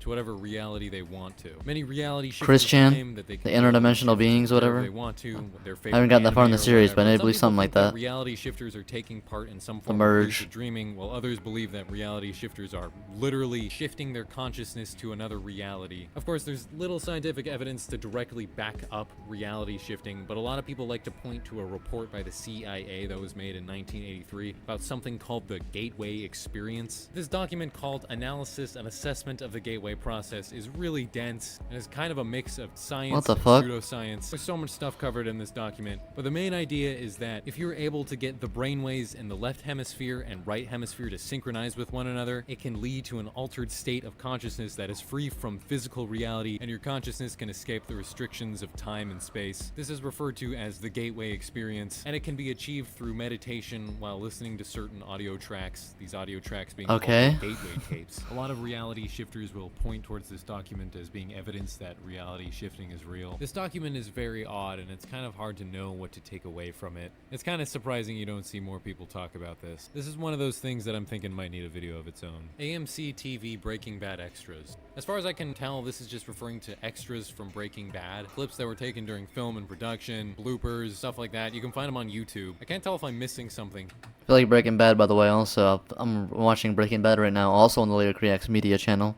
playlist on this channel.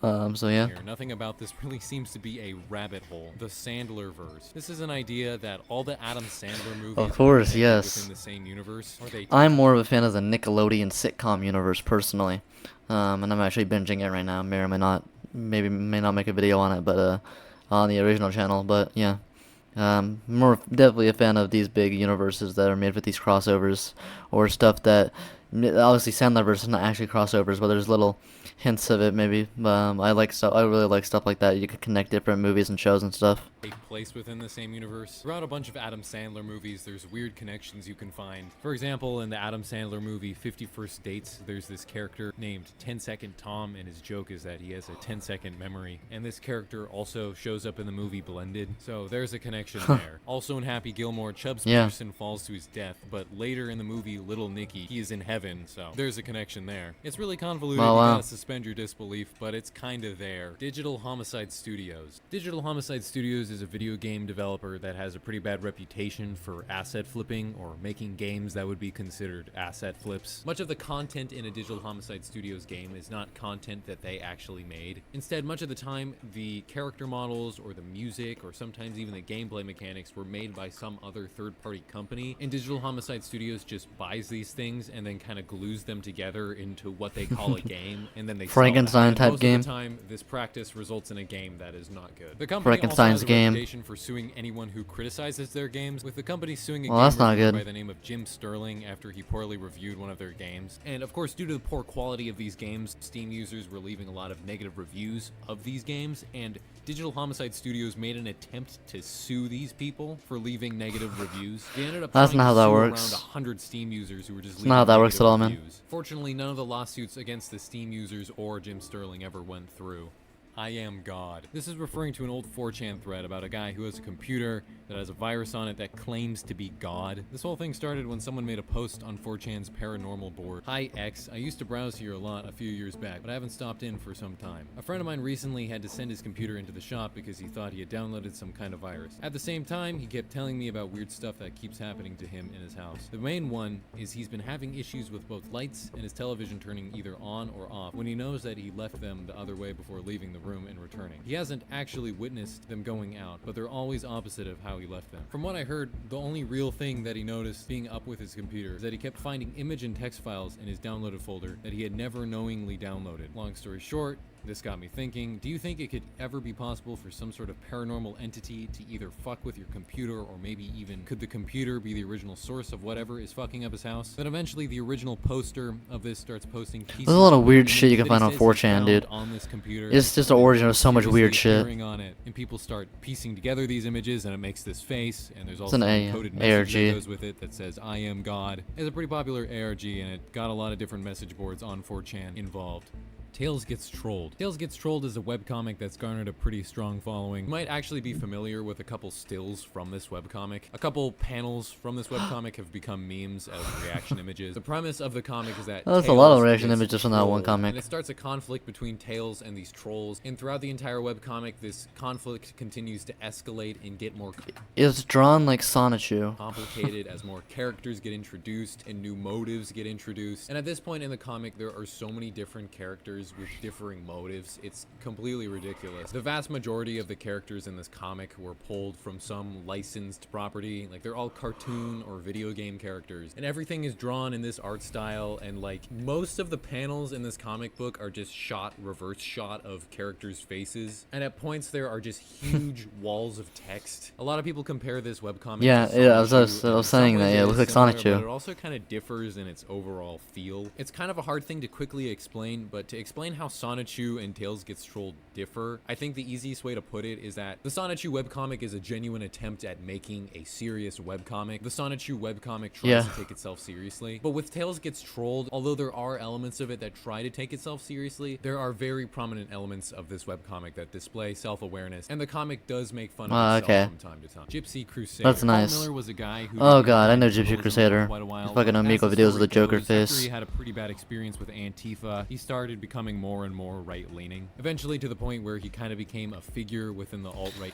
Yeah, there's just a bunch of alt-right things on this fucking iceberg, goddammit. You can go down, unfortunately. community. He gained a lot of popularity by dressing up as certain characters like the Joker, and live streaming himself going on Omegle and other websites and expressing his alt-right sentiments. And at around this time, Paul Miller started adopting the name Gypsy Crusader. In 2020, the Anti-Defamation League reported him to law enforcement. Gypsy Crusader was already on the US government government's radar because in kind of an unrelated situation, in 2006, he was charged with aggravated assault, making it illegal for him to possess a firearm moving forward. But in 2018, he was found to be in possession of a firearm, but he was never directly indicted for it. And so in 2020, when the Anti-Defamation League reported him to the FBI, they were able to raid his house in 2021 on terms of him illegally possessing a firearm. And then following this, he was also arrested. r/Pyongyang is a subreddit where the owners pretend to be members of the North Korean government. They post a bunch of North Korean propaganda and try God to act damn like it. this is just a North Korean subreddit. Meat Canyon. That's funny. Meat Canyon is a YouTube channel. Meat Canyon, one of the greatest YouTube channels of all time. Consistently the funniest fucking videos. My personal favorite is the one with Sneeko. It's just so good. Him and Sneeko, I'm always critical, man. I love how the art style is so fucking creative and so good, and just how he makes fun of all these people in the drawings is just so.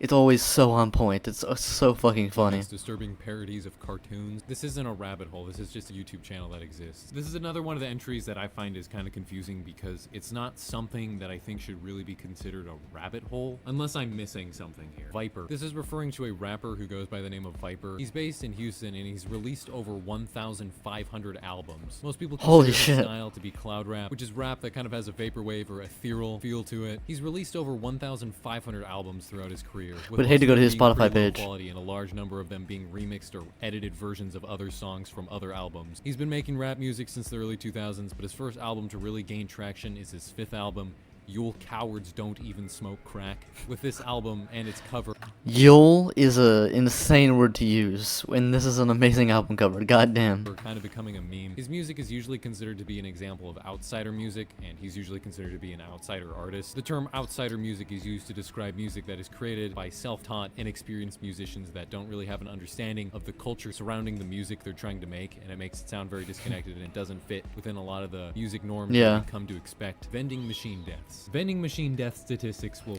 More people will die from vending machines every year than sharks. Look it up. probably surprise you. Most vending machine It's because your shit, you know, when you use a vending machine, your shit gets stuck, and you try to shake the vending machine, and it ends up falling onto people. And vending machines obviously are really heavy, and it fucking kills them. deaths involve someone trying to shake the vending machine, trying to get some sort of snack out of it, but then accidentally tipping it Yep. over onto themselves. A report by the U.S. Consumer Product Safety Commission from 1995 says that at least 37 deaths and 113 insane. injuries in the United States between 1978 and 1995 were a result of consumers rocking or tilting more than- vending machines in an It's like attempt 2 a to year. obtain free soda Over or 2 a water. year. That's coming out to be around 2.18 deaths per year. So sure, this information is a little bit outdated, but the fact that that many people died from vending machines between 1978 and 1995 is pretty ridiculous. Vor, which is short for vorophilia, is a fetish that revolves around eating other people or being eaten by other people. Also, not necessarily people, Yeah, I knew about this any one. type of creature, really. Unfortunately. The fantasy usually involves a victim being swallowed whole through the mouth, but there's other ways this fantasy can be played out as well. Vor can happen between humans, animals, furry-like creatures. Gravity Falls. Come on now, just get in my mouth, please. I'm begging you, please, just get in my mouth. Come on. It'd be really cool if you would just get inside of my mouth. There's Pokemon, you name it, and someone probably is into that kind of vor. I've looked into this to try and get a better idea. A lot of these also what are the just weird appeal of fetish it is, things. And this is an explanation that I found on Reddit that kind of articulates it a little bit, maybe. So this is what someone said in response to why he likes vor. This answer is going to require a bit of background information. In the vor community, there's a bit of a divide between people who prefer the creature being eaten, prey, being digested, and others who prefer to see the prey be spat out unharmed. I personally fall into the latter category. Yeah, I know it's physically impossible, but whatever. Scientific accuracy is for dinosaurs. The thing about vor that appeals to me is the Alright then. closeness and intimacy between the two parties involved. I mean, it's literally letting someone inside you. In a weird and abstract way, it's really cute. Think of it like cuddling taken to the extreme. For reasons I'd prefer not to get into, I was a really lonely kid, so the idea of this kind of intense intimacy really appeals to me. It's bizarre, I know, but that's human psychology for you. I'm probably explaining this terribly, TBH. The Blue Whale Challenge. Alright then. Okay, so the Blue Whale Challenge doesn't Yeah. have a perfectly defined The set last- of rules, but the general Yeah, and it ends with you killing yourself. It's a thing, like, you gotta do all these things, and the final one is you kill yourself. I don't think anyone actually died from this. There's no way anyone actually The did. idea of it is that someone will contact you on social media and will start giving you daily tasks to complete that progressively get more dangerous over the course of a month or so. Early stages of the challenge might involve watching horror movies or self-isolating yourself or going on a walk at night. Middle stages might involve self-harm or other ritualistic stuff that can be kind of demonic and dangerous, with the final steps most of the time asking you to take your own life. Where exactly this game originates from is unclear, but it's thought to have originated in Russia, and a psychology student by the name of Philippa Makes sense. Daikin has claimed to be the creator of the game. There are a couple cases of certain specific individuals hosting the Blue Whale Challenge and contacting numerous people to participate in it, but it's generally believed that the Blue Whale Challenge comes from kids administering it to other kids. There's not like a kingpin at the top who's contacting a ton of people to play the Blue Whale Challenge. It's also a pretty common belief that the Blue Whale Challenge was pretty badly sensationalized and posed to be a much bigger problem than it really was by social media outlets and Yeah. news outlets reporting. I don't think anyone The actually amount died of from deaths it. that are directly linked to the Blue Whale Challenge is unknown. Trepanning is the practice of drilling holes into someone's head. There's evidence You know about this from Salmonella as well. to suggest that trepanning is one of the first surgical procedures ever performed by Yeah, and it was done way often. People, yeah, there's like a really large percentage actually of early Evo skulls have been fucking trepanned, which is it's insane. It was done way more often than you would think. humans, with evidence of trepanning dating all the way back to the Neolithic era. Trepanning was practiced in ancient China, during the Renaissance and Middle Ages of Europe, pre-Columbian Mesoamerica, with there being a lot of different ideas of what trepanning did. Some people thought putting a hole in your skull could help with headaches, it could help reduce pressure within the head, Release it could the help demons heal from your injuries that mind. resulted from direct trauma to the head, or it could even cure mental disorders like epilepsy or schizophrenia by opening up the head and allowing evil spirits to escape. Computers Yep. built in video games. I think this is just kind of Yes, in Minecraft with the fucking command blocks. That he's playing right now, Minecraft, but yeah, you can make command blocks are so complicated in Minecraft that you can make with the redstone and stuff. There's people who have literally created Minecraft inside of Minecraft. You can be playing Minecraft in Minecraft because they built whole computers in the game. It's kind of referring insane. to a trend how within some video games people will build computers within them. Yeah, here it For is. example, people have been able to build functioning computers within Minecraft or Factorio. PowerPoint is Turing complete.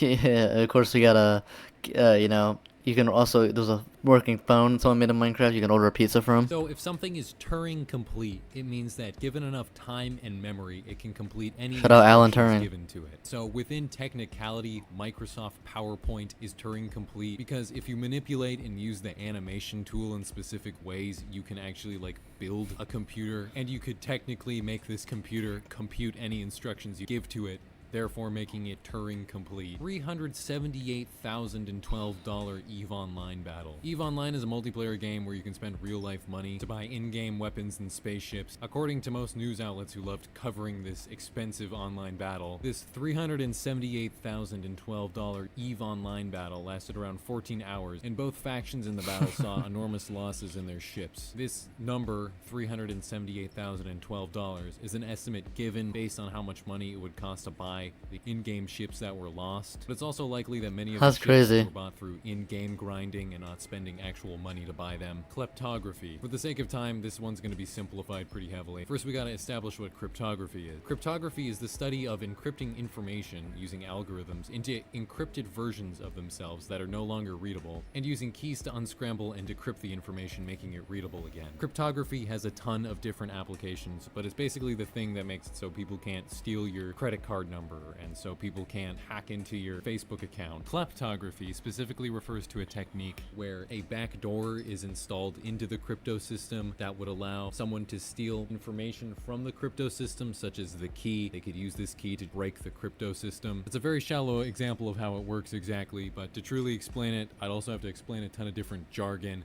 and it's not very interesting, so we're just gonna move on and talk about Alice in Wonderland syndrome. Alice in Wonderland syndrome is a neuropsychological condition that leads people to perceive objects around them as much smaller or much larger than they really are, or perceive themselves as much larger or smaller than they really are. There's also a number of other hallucinations that can show up within this disorder. such as hearing LSD. sounds, Isn't that what patterns, Alice in Wonderland was fires, originally like an allegory for or seeing something? movements sped up or slowed down. I think so. And one of I the don't more know. extreme hallucinations that some people might experience being something called zoop zoopsia. Zoopsia is when people hallucinate swarms of animals such as ants or mice, sometimes even large animals like dogs or even cows. The cause for this disease is unknown, but some potential causes could be head trauma or an infection from the Epstein-Barr virus. And this type of infection to the brain can cause lower levels of blood flow to parts of the brain that are responsible for perceiving senses. It is believed that Lewis Carroll, the writer of the novel Alice in Wonderland, suffered from this disorder and used his Oh, wow. experiences from it to write Alice in Wonderland. Also, That's I'm actually sick crazy. now. Between like recording sessions, I got sick. So,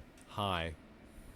Anonymous versus the Church of Scientology. This is referring to how in 2008, Boo, a number of people Scientology. on 4chan organized some protests against the Church of Scientology. At the time, people were making a lot of anti-Scientology YMNTD websites, and a lot of these websites would use logos and service marks that the Church of Scientology technically had copyright ownership over. And the Church of Scientology really did not like these anti-Scientology websites being up, so they issued a cease and desist to YTMND for using copyrighted material from the Church of Scientology without their consent, even though much of the time the copyrighted content that's on these YMTD websites is well within fair use. So for these reasons, plus the other really weird controversies the Church of Scientology is involved in, some groups of people on 4chan organized some protests against the Church of Scientology. Here's footage from March 15th, 2008, where apparently around 200 people showed up and protested in front of a Church of Scientology location in Philadelphia.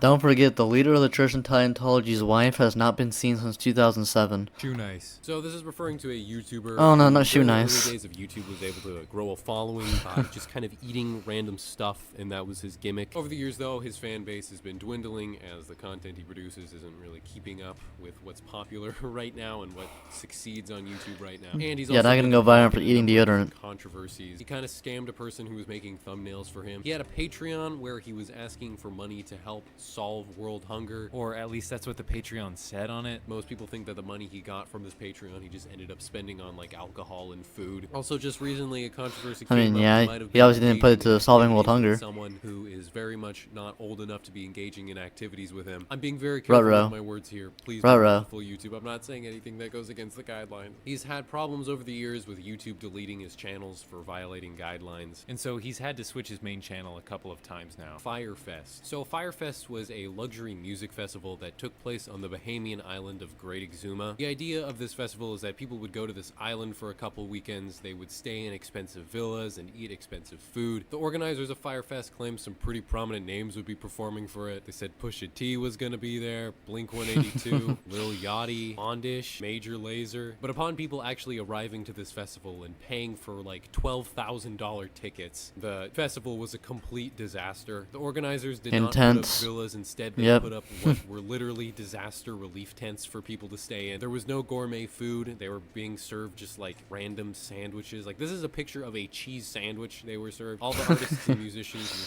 supposed to show up for Firefest pulled out. And the organizers barely even communicated that to the attendees. There was really no running water. There was no cell phone service. There's barely any medical personnel. The whole event had been promoted as being like a cashless event, so many of the people who attended it didn't bring any money with them because they thought they'd already paid for everything up front. There was no lighting, so people were like having a hard time even finding their way around. And there was a lot of lawsuits pushed against the organizers because people thought they were signing up for this luxury event, but then they just kind of ended up camping on an island and they got scammed into paying for $12,000 tickets. Rainforest. Rainforest was a furry convention. Furry that was convention, held yep. between All types of 2007 conventions, and man. 2015. Got Probably DashCon what and now this entry is Rainforest. referring to is Rainforest 2015. So Rainforest 2015 was held at a Hilton hotel near Seattle, Washington. And throughout the convention, the attendees did a pretty good job at trashing the convention center and the hotel. Like, for example, apparently at one point someone went into one of the bathrooms and unscrewed one of the pipes. So the next person who came in Why? and flushed a toilet, the pipes exploded and flooded the bathroom and caused Why? Why would you do For that? some reason, people were putting towels in the hot tubs and they got caught up in the pump and it destroyed one of them. Some of the furries there were just Why- straight up why would you do wearing that? and using diapers, which made the convention center smell terrible. The whole Fantastic. convention was supposed to be PG-13, but some of those furries were getting kind of Shout out my crinklers out there.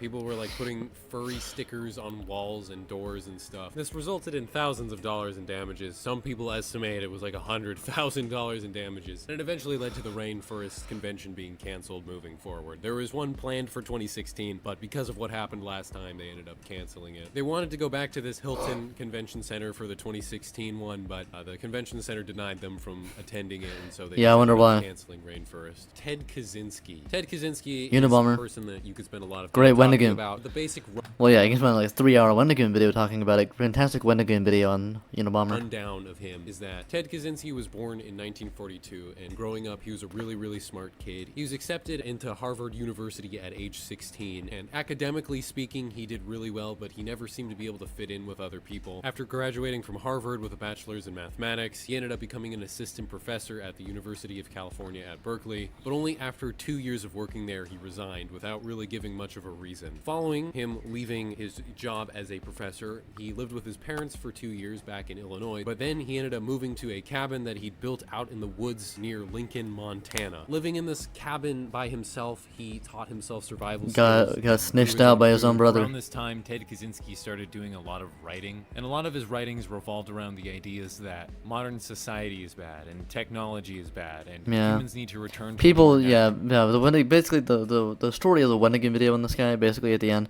came to the conclusion, yeah, people on this line claim that he's based or whatever. No, he was a loser.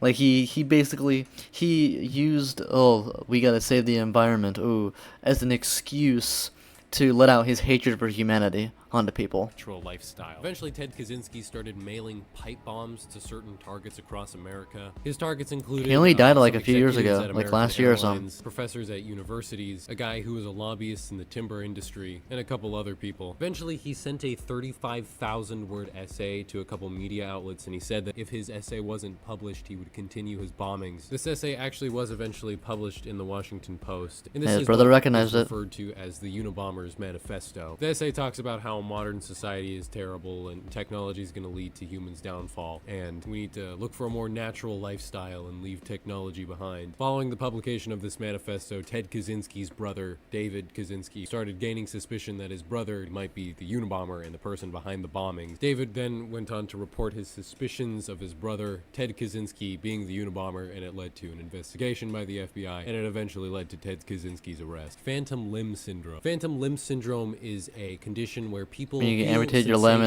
sensations you still from feel it? limbs that they no longer have. Sometimes the sensations they feel is pain, That's but really also a lot of the interesting. time it's just other non-painful sensations. It isn't 100% known why this happens, But at this point, it seems probably like 'cause your the brain's general used to it. consensus is that it has to do something with a miscommunication between your brain and your nervous system and your spinal cord. this is It's probably just because your brain is just used to feeling stuff in there, so when stuff that would have hurt you happens there, you just think that it's happening there, but it's actually really not. Dissociative identity disorder. So dissociative identity disorder, or DID, is a mental health condition where one person has multiple personality states that they switch between. These different personality states Switched from the previous name of multiple personality disorder, right? they switch between can have different behaviors and different skills and different memories, and the switching between these personality states can leave gaps in people's memory. For a while, there was a lot of debate over whether dissociative identity disorder was a legitimate disorder, but it seems like nowadays, although there is still some debate surrounding it, overall, it is generally accepted to be a real thing. Dissociative identity disorders A lot of people think it's not a real thing. sensationalized and romanticized in certain medias. Most of the time, dissociative identity disorder comes about from childhood trauma. Capgras delusion. So Capgras delusion is a pretty rare condition where someone believes that someone very close to them, like a parent, a child, a sibling, or a friend, has been replaced by a completely identical imposter. This Oh, condition God. most commonly shows up in people who've had a stroke or a traumatic brain injury, or That's suffer a from some scary other thing to condition like have. schizophrenia or bipolar Scary belief disorder. to No one have. is entirely sure why Capgras delusion comes about, but there's a couple ideas. The biggest theory of what causes Capgras delusion Just distrust. comes down to the brain's ability to recognize faces and then associate emotions with them. So, like, Hmm. typically when you see a face you're familiar with, it kind of brings up some certain feelings and emotions. Like, you associate certain feelings and emotions with certain people you know in your life. And Capgras delusion comes about when there's a breakdown in the systems in your brain that associate emotions with certain faces. So that moving forward, when you see this person's face, no emotions are evoked along with it. So it makes it feel That's really sad. off. It feels God kind damn. of weird. It almost feels like they're not actually the real person, but they're just an imposter. Just seeing of someone's the real face and just not person. getting any Also, I'm not emotion sick from it. anymore. Perplex City was an ARG organized. Shows by how a long it took to company make this called video, Blind man. Candy. Make sure to watch the story original. of the ARG is that in an alternate reality, there's a place called Perplex City. Perplex City was kind of portrayed as this utopian, futuristic world, and at the Perplex City Academy, there was a mysterious artifact being held there called the Ricada Cube. The Ricada Cube held mysterious and powerful electromagnetic properties, and one night it was stolen from the Perplex City Academy and ended up landing somewhere on Earth. And people who participated in this Perplex City ARG were tasked with finding this Ricada Cube somewhere on Earth, and whoever would be first to find the cube would be the winner of the ARG and win 100,000 pounds, which is equivalent to about $130,000 USD. The winner of the ARG was a man by the name of Andy Darley. He found the cube buried in a wooded area off of a highway in Northamptonshire in the UK, and he won 100,000 pounds. The ARG started in April of 2005, and it wasn't completed until February of 2007. There were also collectible cards that were integrated into Perplex City. You'd be able to buy these cards that had riddles and puzzles on them, and if you solved one of these riddles or puzzles, you could go to the Perplex City website and enter the answers to your card and get Early day points ARG on then. a leaderboard. Kinda. Some of these puzzle cards, though, were not solved until very recently. Like, there's this card, which the Japanese text on it translates to say, "Find me, Satoshi," and the puzzle literally requires you to find this specific guy, and people Oh, we should have got Rainbolt on this, man. weren't Come able on to now. find this guy and solve the puzzle until early 2021. Deep sea creatures. The deepest parts of the oceans have really extreme conditions. There's extreme water pressure, little to no light, and so the sea life that resides in these really extreme conditions sometimes seems kind You've of only explored 10% of the ocean, man. due to the adaptations that they've developed to survive. There's this creature that's been named the Bathyphysa conifera. It's categorized as a siphonophore, so it's in the same animal group as coral and jellyfish. There's the Yeti crab.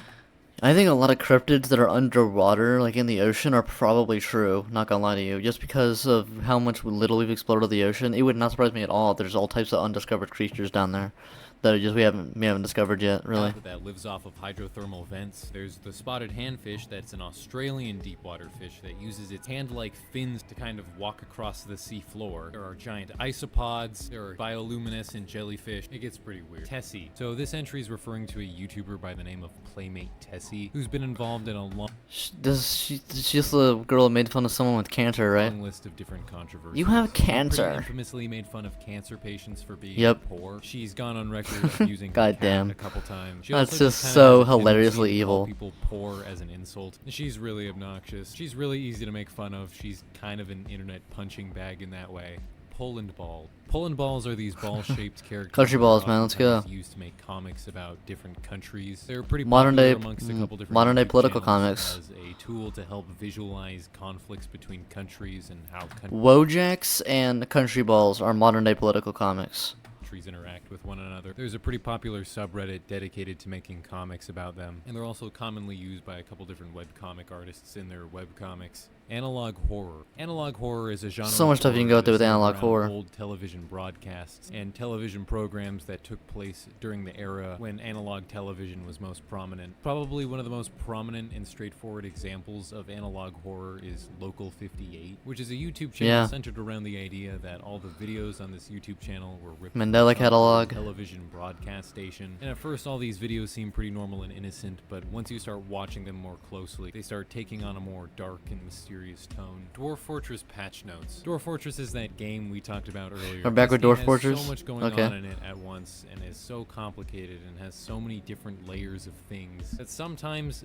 the patch notes just sound kind of ridiculous. So these are some Dwarf Fortress patch notes from Oh, here we go. Back at it again. Stopped children from buying shops. Stopped happy thoughts from sleeping in beds in amazing dining room. Fixed bug where all the local rock turned into sky whenever migrant groups were created anywhere in the world. Made semi-megabeasts get along better with their cave friends. Fixed a problem with blood hanging in the air. Your name the Hedgehog. So making Sonic OCs has been a Oh, very no. popular thing for many years now. And it's to this point where there's this joke that if you type in your name in Google followed by Did Chris Chan create the concept of Sonic OCs, or like popularize it? Obviously, he didn't make the concept. Did he popularize it? Is he the original Sonic OC creator? If so, his name has appeared way too many times in this fucking the iceberg. Hedgehog. You'll probably find a Sonic OC that's based on your name, just due to the sheer Lyric. volumes of Sonic OCs that are out there. Lyric the Charles Fort was Hedgehog? an American writer and researcher who was born in 1876, and he spent much of the latter half of his life writing and researching about events, phenomena, and things that could not be fully explained by accepted science. His most popular books are dedicated to documenting scientific anomalies. The term Fortean is named after him, and it's used to describe events and phenomena that cannot be explained by known science. Some examples of Fortean phenomena are skyquakes, Marfa lights, crop circles, cryptids, for example, Bigfoot, alien sightings, alien abductions, UFOs, stuff like that. Bart Kira. Akira was a Japanese animated film that was released in 1988, and it was both critically and financially successful, and it's often regarded as a very influential film within the realm of anime. The film is based on a manga from 1982 that is also very successful, and an artist by the name of James Harvey was able to start a project where he organized a bunch of artists to remake Akira with Simpsons characters, and they called Why? the project Bart Kira. It took 4 years to recreate all 6 volumes of Okay, Akira then. with Simpsons characters. Most people think it's actually done pretty well. So Simpsons Wave is kind of a genre of video Speaking that of. pairs vaporwave, lo-fi music with footage from The Simpsons. Of course I've seen Exactly these. What Simpsons Wave is There's so is much kind of hard these. to pin down, because in some circumstances, Simpsons Wave is pretty clearly a satire. It is kind of trying to make fun of internet culture.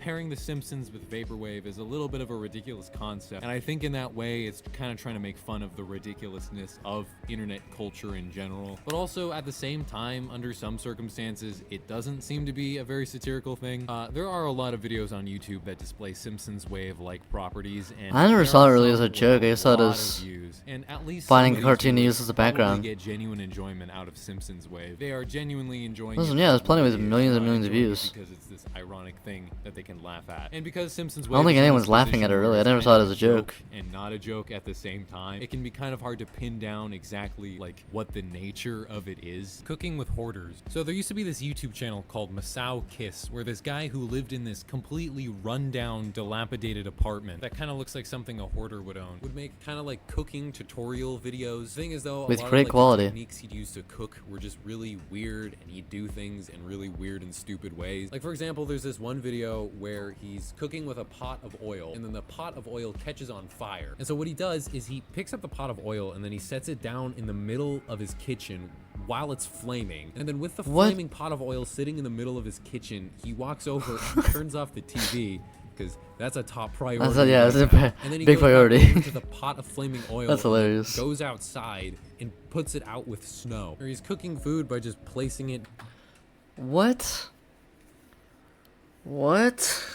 Homeboy, you gonna get any water? Directly on a burner, or by trying to like just cook it with a lighter, or What? by placing it on a flaming paper towel. The recipes he makes, You doing this and then filming it, keeping it, and then uploading it to YouTube is a choice and a half, I can tell you that much. super weird. Shortly after this YouTube channel started getting attention, though, it was deleted. At some point, his apartment was doxxed and reported to local authorities because it probably Right. wasn't up to housing code. Luckily, though, this YouTube channel that now goes by the name of Cooking with Hoarders has been re-uploading all of his videos. Masao also has a new YouTube channel now called Masao HF, where he's re-uploaded a lot of his old videos and has made a couple new videos too. Of course, a lot of people think that Masao and his YouTube channels are kind of a joke and he's trolling. Although based on the way If his house looks like that, it's not a joke to make your house look like that. So that he talks about himself on message boards and how he explains his thought processes, he probably is genuinely like this. There's been people who are kind of close to him that have explained that he had a kind of a neglectful upbringing, and he's made a number of posts on message boards talking about how he's never been able to really fit in with other people. Lil Kiss. So this entry on the iceberg is a little bit confusing because it says a Lil Kiss, but if you go to the version of this iceberg chart that's on icebergcharts.com,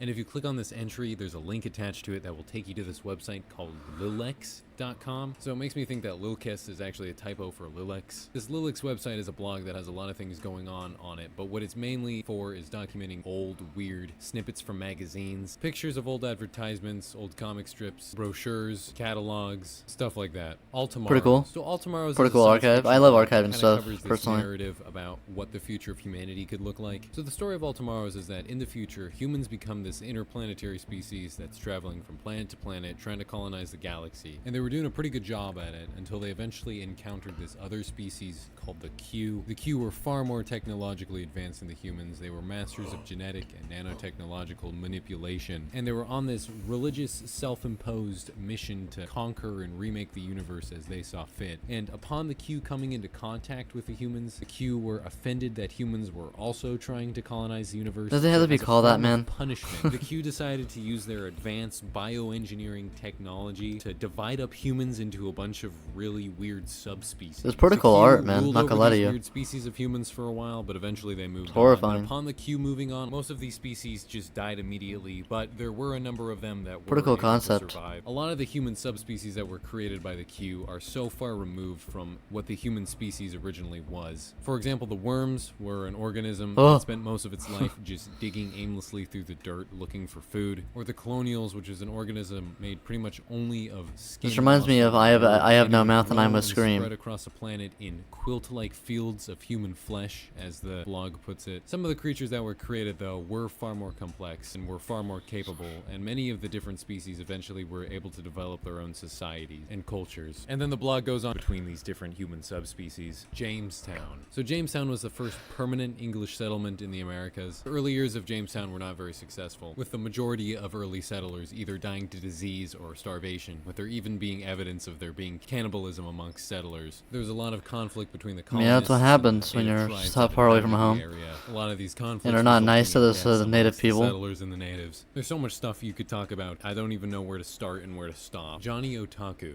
So otaku is a Japanese term used to refer to typically young men who dedicate themselves to technology or some other aspect of pop culture and have poor social skills. But when the term is used in Hey, that's English, me. it typically refers to people who are obsessed with anime or manga. And in 2004, a film called Otaku Unite was released. And the film was kind of a documentary about anime fans and the kind of culture that anime fans have developed. It's a Oh, God. documentary on otakus. And there's a short section of this documentary about this guy who hosts this anime-themed radio station where he's referred to as Johnny Otaku. This guy shows up a couple different times in this documentary. There's one part where he's hosting his radio show and he's doing his anime radio show thing. There's this other section where he's at this anime convention and he's performing at this cosplay contest. He doesn't win the What? cosplay contest and he's kind of disappointed about it. And there's this other part of this documentary where he's explaining to an interviewer he's an aspiring voice actor and his goal in life is to be an anime voice actor. And so why this is interesting is at this panel in Texas where a bunch of voice actors who worked for Funimation is this company that makes English dubs for animes, and they're holding this panel and there's reports of this guy showing up to this panel and stopping the whole thing and like standing up and begging for a position as a voice actor. And he was saying Oh, stuff like, no. it is my destiny Oh, to be the no. next big voice actor. I've been training for this my entire life, like doing that kind of thing. You're And not people doing the anime community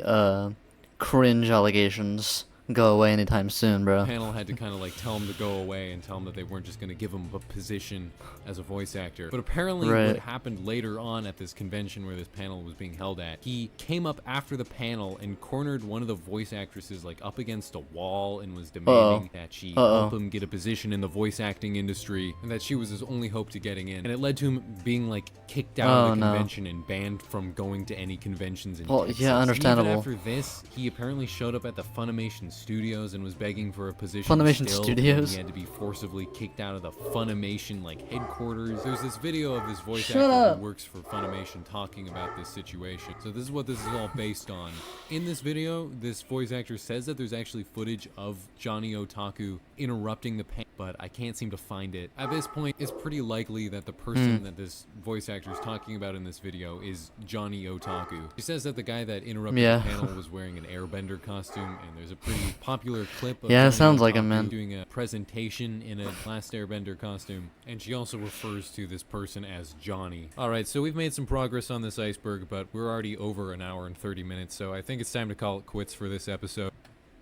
Alright, so that's the end of the Rabbit Hole Iceberg Part 1 by Parallel Pipes. Yeah, that was a really good video. If you want to see Part 2, make sure to like this video so I know you like it and you want to see Part 2. Comment your thoughts about all these entries and stuff. Subscribe if you're trying to get 2,000 subs. And that'll be about it. Bye.